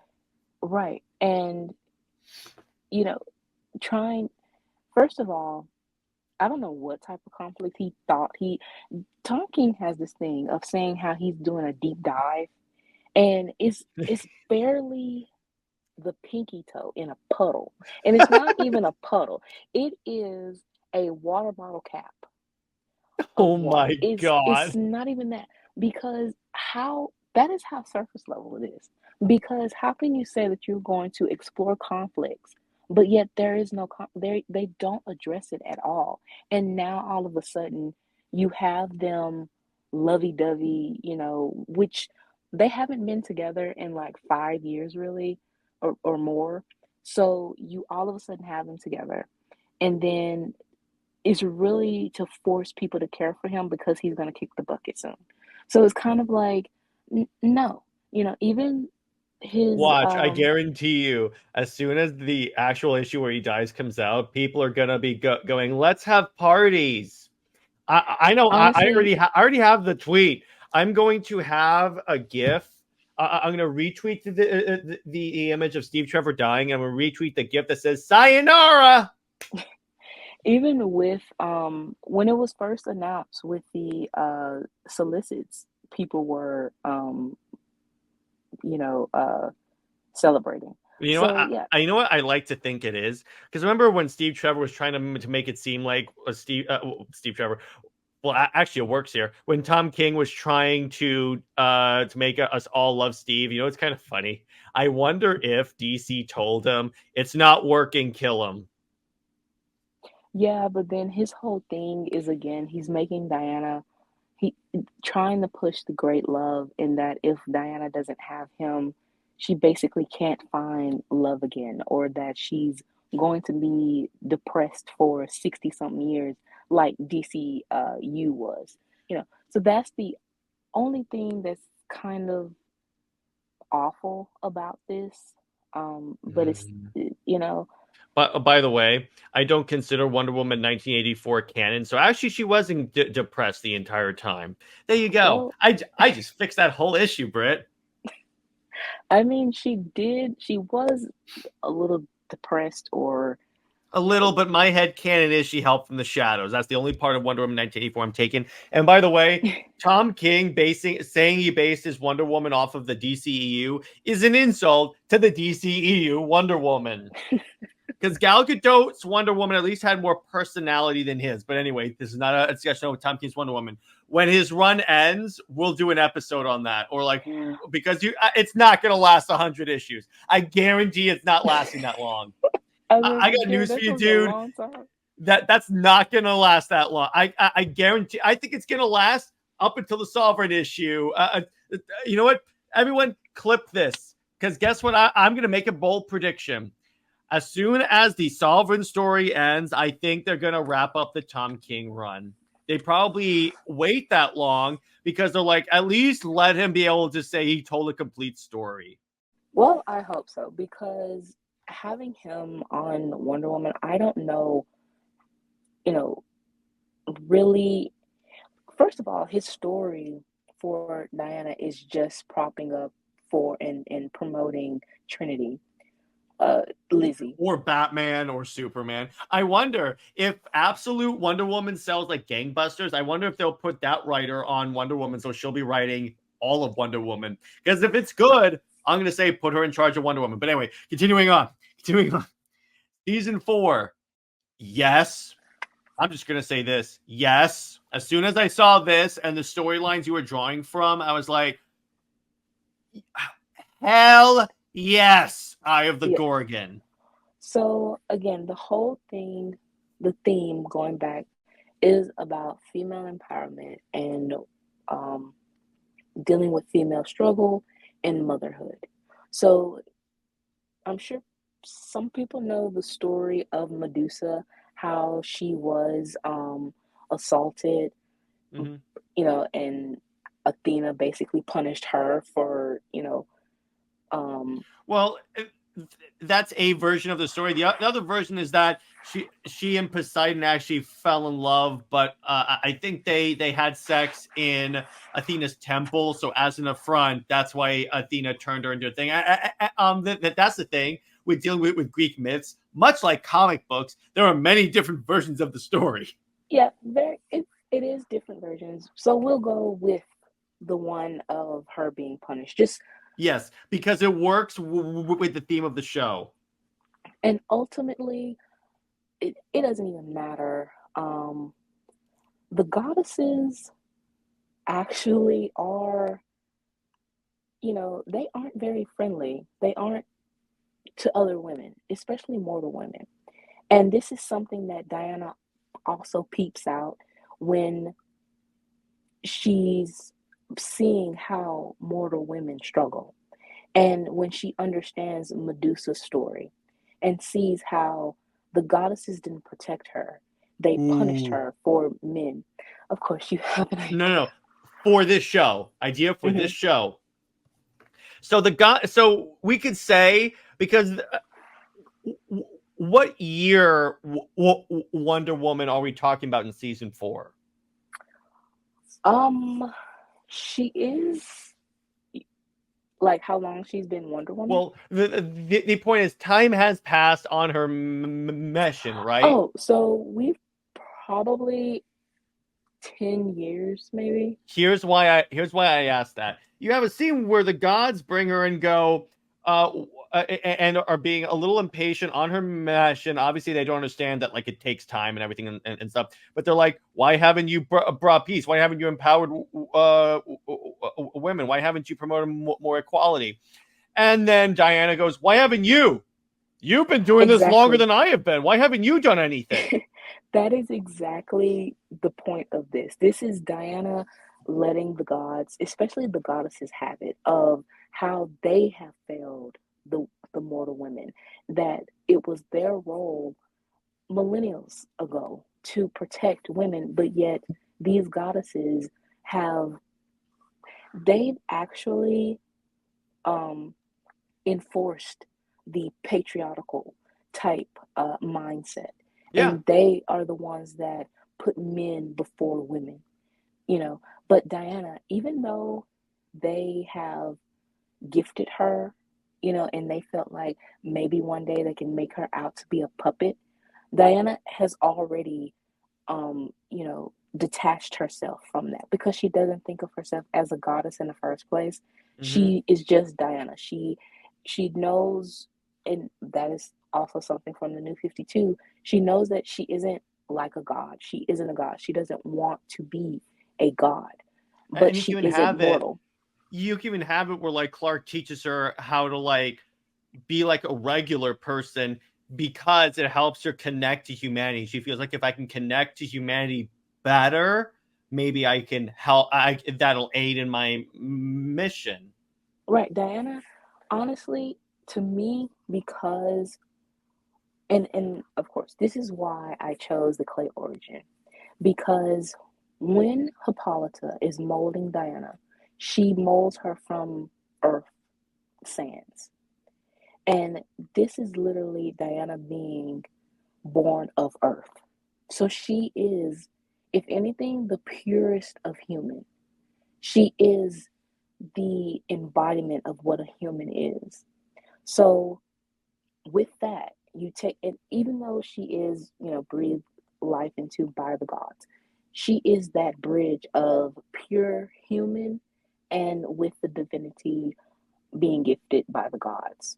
So she has a say of and that perspective of how to balance and bridge together these, you know, these worlds. And she does have a say on how the gods have been. So when they see that, of course they don't like that. They don't like to be challenged, and they feel like we basically can control you because we breathe life into you. But Diana, of course, challenges that, and she's like, "Yeah, sure, but I am who basically Ooh, represents you, and oh, but I'm the better representation." ooh. You made me for a mission, but you yourselves are behind why I need this mission. You are Exactly. creating the environment where it makes my mission not necessary. And she says, in fact, I wouldn't be surprised if you are actively undermining my mission so it goes on for longer and I need you. Right. But the fact that Diana overcomes every Yeah. obstacle that they have made, you know, and yeah, the gods is Oh. very messy. So they do this. So as a punishment for speaking out to her, they unleash Medusa, which leads to this. And with And then this, when she doesn't kill her, originally I was like, she doesn't kill her, but I'm going to work with this. When she doesn't kill her, they're like, this convinces the gods this is the right person for the mission. well, the thing is, I do want Diana to kill her because, Ooh. and it will be what I wanted this season to be was bridging also the warrior aspect and the ambassador aspect Oh, okay, I see. because Medusa again was a victim of Mhm. abuse or being punished. And when Diana wraps the lasso around her, Diana feels her pain that she just wants to be set free. So she doesn't kill her being a monster, being someone that's dangerous. She kills her to let her finally rest and be at peace and not be perceived as this monster. And then later on, because Diana, of course, she is a public figure, and I was thinking, yeah, this is broadcasted just like it was in the comics, that Diana does speak on Medusa's story. And she teaches, you know, and inspired by women, again, who are victims. And yeah, she does Ooh. call out the gods. You can even have it where this is a universe where Superman did kill Zod. Yes, I'm referencing Zack Snyder and Man of Steel. Suck it. But it's essentially like she said, but we can make this. This is Wonder Woman's first kill, and it kind of stays with her because even though she knows she did the right thing, it still like stays with her a little bit. And then she like tells Clark, she tells Clark, and Clark basically helps her through the struggle because he went through the exact same thing. Right. And killing is not just a happy-go-lucky type thing. It is something that is last resort, you know, all options are exhausted, or if it is an honorable death. Diana Mm-hmm. will, that's what the lasso is for. That if she, connects with you in a soul through the lasso, and the person, she feels that pain, and she is purifying them as well. And it's kind of like I kind of got that idea from Demon Slayer, because the demons of that show, Okay. they it's an anime, of course. So once they kind of behead the demons, you are shown their past, and you see why did they become the demons that they were. Some of them were abused, they were treated bad, they were it some of them, it was out of revenge, you know, things like that. So once you understand their story, you don't see the monster, you see the person who was misguided, and they have to be guided back and then let their soul rest. So that is something that Diana does spiritually.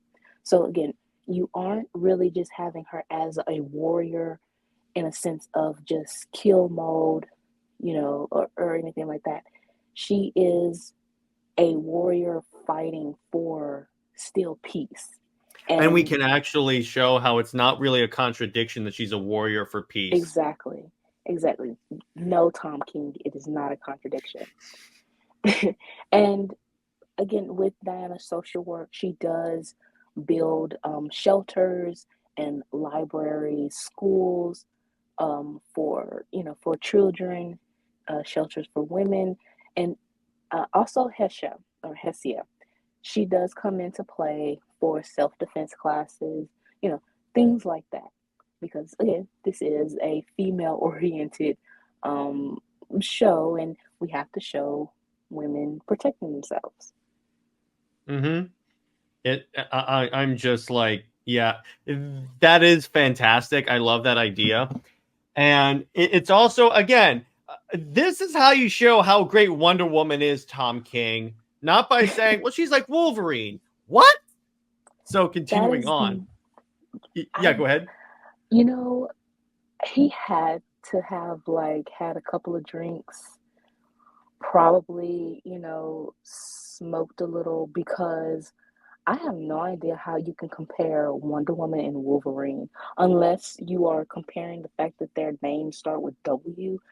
I don't know how you got that, because their personalities are completely different. You know what's kind of funny? When he was announced on the run, at first I was optimistic. Brit, you were there with me. You know I was optimistic. And then I saw a Right. Wonder Woman fan say it's very much a red flag when he said that. And at first it didn't really, Click. yeah, click. And then I was like, oh, now I look back on it. I'm like, yeah, I kind of see where you're coming from, because it's like, tell me you don't understand Wonder Woman without telling. Batman's more like Wolverine. How they merge them in amalgam, but Right. but what? You could have said Storm is like Wonder Woman if you wanted an X-Men, and actually, Storm is pretty much like Wonder Woman. Exactly. And you know what? The newest run for Storm, the previews that they've shown, is definitely Oh, she is give so Wonder badass. Woman's By vibe. the way, they put her on the Avengers now. Oh, she is. I mean, the fact that eh, I would say, like you say, Marvel is not, peachy. However, they do capitalize on, Look at this cover. yes, that is beautiful. The They capitalize on what's popular, even if it's controversial. I mean, the stuff with Roll that was just announced with Magneto as well. They take the Mhm. good and the bad, but it gives them money, and they know that. So it's kind of like this is what DC needs to do. You know, all controversy or whatever, good or bad. This is how you bring in money that you need, though. Yeah, exactly. So continuing on to our last season, actually. So five. So you have a five. I like this because you have a beginning, a middle, and an end. You actually have a show that's not going to go on for so long. So I Oh no, appreciate this. Yeah, go ahead. right. Okay, so this is Diana's Kingdom Come, our world's at war, War of the Gods, just everything accumulating of also within the second season, I forgot to say that she does deal with like the smaller of her roles that are Hmm. lesser known, like Villainy Inc., things like that. Those because she does do social work and and like I said at the beginning, the action is still there. It's very much there, but it does take the back seat. And I would rather emphasize on the smaller scale roles. But coming to here, with all of everything with the gods from season one and Diana ticking them off now, it's basically they have had enough. And with seeing the heroes that people are worshiping, the Justice League and everything like that, it's kind of like, oh no, we aren't going to be forgotten. You know, we are going to You're take using back my control. idea. Exactly, Jared. I knew you would. Yes. I knew you would get it. So, but Diana is the leader of this because Yeah. again, she does bridge the worlds together. She was born of Earth. She is the purest uh, of humanity, and but she is divine with the gods. So with that, she is able to speak for and to both sides. But of course, she won't take the God side at all. She will try to more so just be a mediator. And, of course, Jared, you do love your Superman versus Apollo, so we will have that Yes. fight. I'm having Yes, that scene on repeat. I'm putting it in my veins. that is there. It's basically the god, like I said, the gods versus the Justice League. But Batman, he has no luck. He's He out has. He has the. because He has the suit. no, I'm not doing Bat God. No, no. So he kind of sit this one out a little bit. It's more of the Green Lanterns, or the Lanterns, Each of the Martian Justice Manhunter. Leaguers are fighting the gods that are their counterparts. Pretty much, yeah. You have Shazam. You have Arthur. You know, Flash. Let's have Flash and Hermes. I mean that, and really, I'm thinking of not New 52 Hermes design, where he's kind of like Birdman. Um, it Blood of is Zeus. Just use the Blood of just Zeus. just use the Blood of Zeus character design. That's all you Exactly, need. exactly. Um, And it's and Hera versus Diana. yeah, and of course, the Blood of Zeus Hera, for Hmm. sure. Um, but yeah, Diana, and also within this, because of what Cersei did with disguising herself as Diana, even though it is, of course, proven that it was Cersei, there are still people who question. It gave people this notion to question the heroes, and this is also something that the gods sort of play. They take advantage of, and that is how they feel like people will gravitate to them and start worshiping them. So they have to pretty much. regain the trust of the mortals. And I didn't want to do this, but to have Diana really have that emotional push, it's not because of a love interest, it is because of her mother. And the Ooh. scene that I was thinking of is that Hippolyta feels, especially in our uh, World's at War, is that Hippolyta feels that she's done all that she can. And it would be her final moment for herself to make a sacrifice for her daughter. So Hippolyta does have an honorable death. She does, her last words are basically telling Diana that she is very proud of her and that, she is more than what she pretty much expected, what she prayed for. Diana is just like the perfect daughter. And that circles back to that motherhood and showing I would say the success of a mother and being proud of her daughter. And with that, also I forgot to say, Julie and Vanessa, they have a relationship pretty much that can be uh, parallel in a sense of Diana and Hippolyta. So even with Vanessa turning into Silver Swan and, just that whole thing, I would want uh, Julia to stay alive and basically still be there for Diana until she's a little bit older. That is the one thing that I would, and even with Hippolyta's death, because Diana has gone back and forth with telling um, Hippolyta about Julia and just her whole adventures and everything like that, it I don't know if I would have them meet, like if Diana takes Julia to the mascara or Hippolyta one day, comes from the outside world. I am leaning on that, but just for that, Hippolyta does trust Julia to take care of her daughter for her. So this is I like why that. she feels that she is, she's basically completed her mission and her purpose. That she was queen, she guided the Amazons, she guided her daughter, so she's done. And Diana, no, she doesn't want to be queen of the Amazons.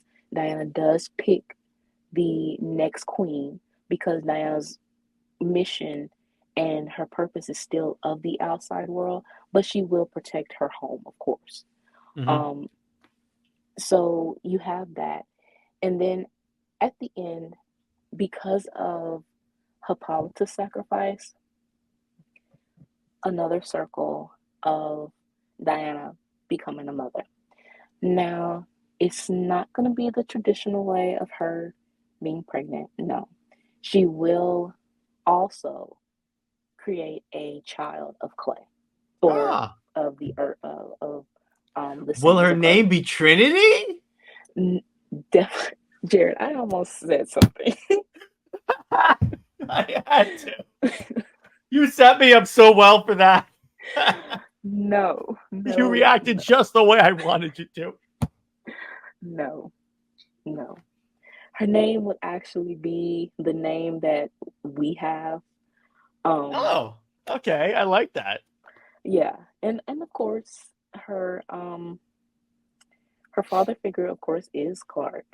That's there. But yeah, the child will be basically just the is a representation now of Diana's success and her struggles and how this is a gift to her. Will the gods also breathe life into this child? Yes. Hmm. However, it is a different set of gods. Um, Maybe Hera is involved, Aphrodite, maybe they are. I would say yes, because they have kind of realized how petty and they are on their road to redemption. Like again in Blood of Zeus, how Hera was very much in regret, of everything that has happened. So I would say that it's a full circle. So that's basically it. And I would have two extra episodes of showing an older Diana. Of course, I have to because I love that story so much, of Immortal Wonder Woman, of basically Diana seeing that she's alive for a few more generations, seeing her child grow up, seeing, her descendants, but she's basically in a sense retired. Um, she's So it's still like Kingdom known, Come. yeah, but of course more open. Hmm. And when she finally feels like, yeah, the world is going to be okay, and they will continue on with her teachings, and her legacy is still there, and that her descendants are ready to continue on with her legacy. I don't want to kind of push aside Superman with the league of with the Legion. That is still there, in a sense, but because this is a Wonder Woman show, it's basically still more just regarded around her legacy, because I Now, feel like, I had an idea for how this ends. Now, tell me what you detail. think. Tell me what you think of this. And this works with her being with the clay origin. Now, what if when she figures out that it's time that she's done all she could, she succeeded in her mission, and it's going to be fine without her. So she kneels down, prays to the gods, then she turns into stone, and it becomes like a monument to Wonder Woman. Oh, That way, you it's know, kind of like she goes back to Mother Earth in a way. you know what? That is, I was going to say the immortal Wonder Woman, how she kind of like became like a constellation in a sense, Hmm. but Diana basically becoming, going back to uh, the clay, statue, column type thing, that works. Definitely works. Um, Plus, it leaves the door open. If we need to do a sequel and Wonder Woman's ever needed, the gods can release her, something like that. that definitely works. I like that. That is basically capping it. Yeah. I Yeah, mean, Clark puts a bouquet of flowers around this statue's neck. okay, Jared, Ha! that, Crying cat emoji. We basically recreate the scene in Crisis. He puts his hand on her cold, stony cheek and cries. stop. Okay, but he's old and he has to die too. He Well, can, he'll die. He'll die. But it's like that's the moment I want, because then honestly, in the theater at the premiere, I'm gonna turn to you and say, "Suck it." quiet. Honestly, I would say that Clark, they both end up, after he does that, I would say Clark becomes a star or something like that, or Mm. goes into the kind of like All Star. Mm-hmm. He goes into the sun, All right, there you go. you know. But if, like you said, still, if both of them are ever needed, they are able to be revived, because Diana, she can be, breathed life into, as or released from her stone state, while Clark, I would say that because of his fight with Apollo, and Apollo basically, he was forced into respecting Clark because he got beat up. Mm-hmm. That Clark is essentially, again, they don't um, see themselves as such of gods, but the gods are now, in a sense, protecting them and see that they are of value, not in a selfish sense, but actually learning that they need to help them to preserve life. This universe, this is, just everyday life. So, and every living being, anything, uh, even the smallest of ants type thing. Mm-hmm. So Clark, yeah, he goes into the sun as if he is needed, he can be resurrected, uh, pretty much um, as like the sun god, but he is still there though. So you have, even if you wanted to have Diana as like the moon goddess too, there's different ways of having her, um, uh, you know, there in a sense and spiritually there. So yeah, I either way, but the crying cat gif ending I would definitely take. Yep, there you go. There you go. But yeah, exactly. And yeah, I knew I was gonna get that. That's why I did the flowers thing, because I'm like, okay, I'm gonna squeeze some tears. There you go. So that now the question to ask as we conclude is, can this work as a series? And yeah, it can, because like I said before, it gets into like Greek myth, which you get that crowd, and Blood of Zeus already tells you there's a crowd for that. You get the DC crowd. You finally give Wonder Woman what she always deserves, and Yes. here's why this works. Yes, you bring up yes, other DC characters cameo, but it remains firmly a Wonder Woman show. That's the Yes. difference from what Tom King does, because from what Tom King does, even when the characters aren't physically there, Wonder Woman spends a lot of time talking about Superman and the Bat family.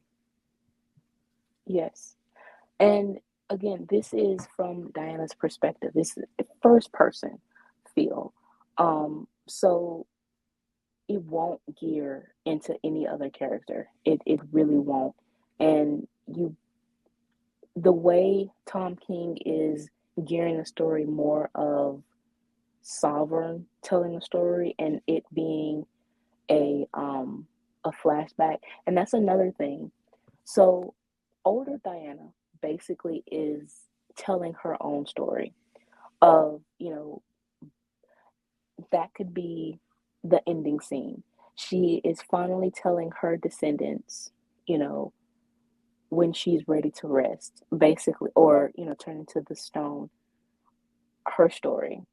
And we come to that point now of that ending scene. So, Or it could be her spirit goes to Olympus, but her body turns to stone. yeah, either way, Either either way, it's way, fine with me. either way, it's still Diana telling the story though. Mm-hmm. Yeah, And that works. that pretty much, we don't like setting limits, but sometimes limits need to be set, especially because so many writers want to veer off on the main character. And that is how you get pretty much stories like Tom King's, or even Superman is very much a victim of this, where he takes a backseat of his own story. To And Lois Lane. Mm-hmm. exactly. Um, but with Diana, her story does not need to be about Steve Trevor. And that was the biggest thing in DCEU because it made it seem like Steve was the ultimate hero of Diana's movie, the first movie. He Or was it's the like, ultimate. and they even hammered that in the second one. Exactly. That the only reason her powers, she was able to fly, was because she was thinking of Steve. No. That is not who Wonder Woman is. She is not chasing a man. She is supposed to be very much ingrained in Female independence. Yes, she does have love interests. She does have a personal life like that. Has you know, romantic experiences, but that is not the full focus. And that's pretty much why Clark, even though he becomes a reoccurring like character, it's not again a sole focus on their relationship. It is shown that it has progressed over time, but it's very slow burn, and only within like the later of season 4, all of season 5, that it is really just a blooming thing to know that they are solidly together. Mhm. And even still, they are putting their missions and the world first before their relationship. And Mhm. that's what you show as a partnership, that they have that understanding. And again, it is going, taking inspiration from the Tomorrowverse. You can even have a filler episode where it's them constantly trying, it's like Valentine's Day or it's like their anniversary and they're trying to have a date, but then stuff keeps happening, like there's a bank robbery, and then they calm down, and then a supervillain invades, and then this happens, and then Diana's like, come on. But we do it where like they're like, hey, they're like, hey, I'll race you, so we make it fun, not the way Yeah, the DCAU did it. exactly. Because in a way, it's like that is their way of like the perfect date. They're saving people. She's not Right, like going, I try to take a day off, but you guys won't let me. right. That's No, that's the most un-Wonder Woman thing ever said in the DCAU. and the thing is, that is also a point, is that Diana relishes in helping people. To see children that are less fortunate actually are able to smile. Even how Day in the Life showed her singing to a child that was ill and that was passing on. You know, you can have certain serious things like that in animation, especially if the animation is kind of set in a more mature teenage way. But and that's pretty much what Wonder Woman needs. She needs that type of mature audience to understand her character. Yes, we can have the toddlers. That is pretty much what Superhero Girls was for. Um, Honestly, I would say as a spinoff or as like a little sister story, or show, you have Donna like as like a little toddler Wonder Woman show. It's, Mm. you know, to show or the Wonder Girls as a spinoff. That is pretty much how you go into Wonder Woman. Wonder Woman is more for the teens and the adults to really be able to explore more adult themes, but you have the Wonder Girls and their perspective of Diana as well to teach younger girls and toddlers how great Wonder Woman is as a character. And then you learn how great the Wonder Girls are as well. Yeah, because I was about to say, and we can even see throughout the earlier seasons, like even in like maybe season 3, this is where she like saves Donna from the fire and she meets Cassie and all that stuff. And then, would you want to bring in Yara? Honestly, if she is written correctly and respect the culture, the Brazilian culture, Mm-hmm. yes. But if you can't, as a writer, respect cultures and you veer off basically doing the most basic, but it's so offensive type stereotypes, no. But I think that for that cultural representation, yes, I would. That works. I like that. Plus, I like Yara. She was one of the few future state characters that everyone was actually excited for, and I have all of her first appearances, so I'm all on the Yara train. So, yeah. So that's essentially it. So it it's criminal that Wonder Woman has never gotten an animated series because of how central she is to DC and like DC's own admittance at how essential this character is. And honestly, it further disgusts me, honestly. Yes. It really is just really dumb. So, Britt, any concluding thoughts? Honestly, exactly what you said. Wonder Woman should have had an animated show a long time ago. However, within the time and Bruce Timm being a producer, That's why I tell people: do you really want? Would you really want Bruce Timm under the to work on Wonder Woman? right? No, we wouldn't want that. Um, and honestly, the fact that they had the idea of even Diana being in placed in the 40s again, under James Tucker and sort of Jim Craig. I, again, she needs to be set in present day. Like Mhm. that is the only way you can tell her story because it feels like with her mission, with you setting her back 100 years and what her mission is, it feels like she is a failure, with it. So you're mean, and she's no better than the gods. But if you have her in present day time and you do see the progression of change and her impact, that is what you want, for the character. And with her being modern day as well, you Superman and Wonder Woman aren't supposed to be relatable in the basic sense. Like They I said are before, because they're not Marvel characters. right. They are relatable in the otherworldly, outsider, immigrant, and refugee sense, and but they do experience normal, I'll say quote unquote normal, because everyone's normal is different, but they do experience normal things, but on a much grander scale. And you can still, I would say, empathize with it. So, with Diana's experiences in present day, young girls, young teenage girls, young adult, mid 20s or so, they can relate, quote unquote, with her as a character. And that is how you get that newer generation to respect and truly care for her character.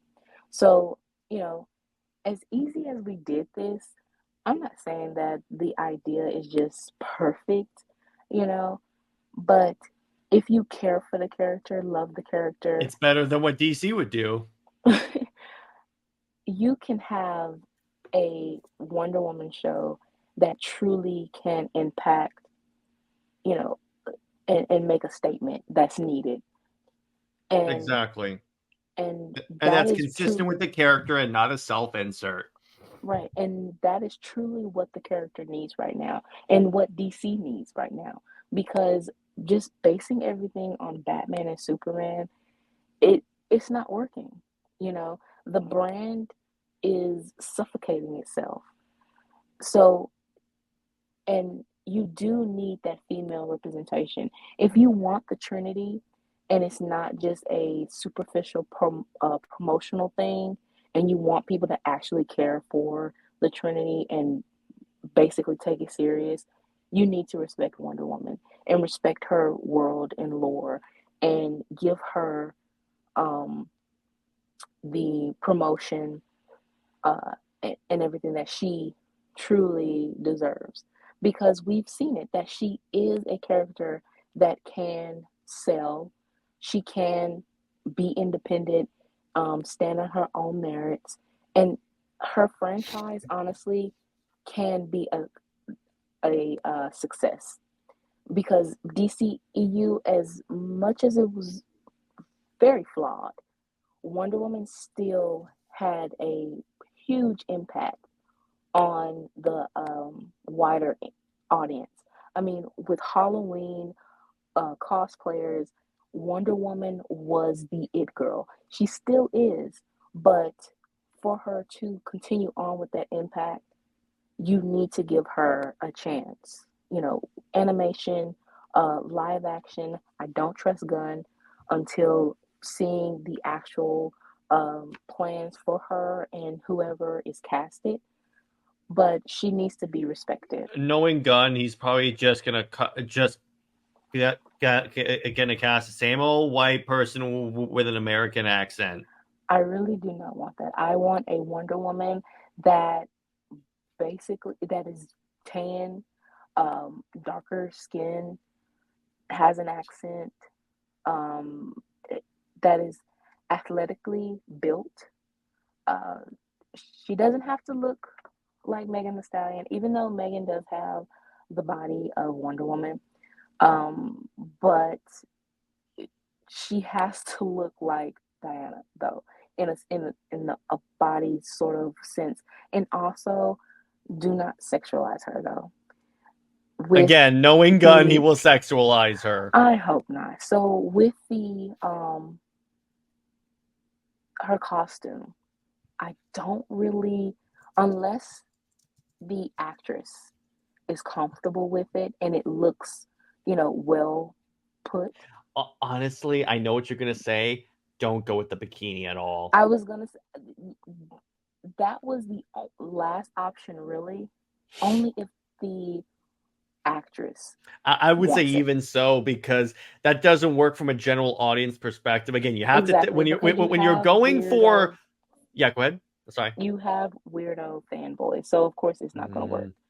But yeah, the thing is, it's like it's not going to again. It's not going to translate well with the general audience. That's why when you look at, well, honestly, there's been plenty of depictions of Greek female warriors that use armor, but it doesn't look like medieval knight armor. It looks like actual light armor that you can actually translate, like Xena. Yeah, exactly. But honestly, I think that Diana will have pants, and honestly, it will be like Injustice pants mixed with DC AMU turtleneck.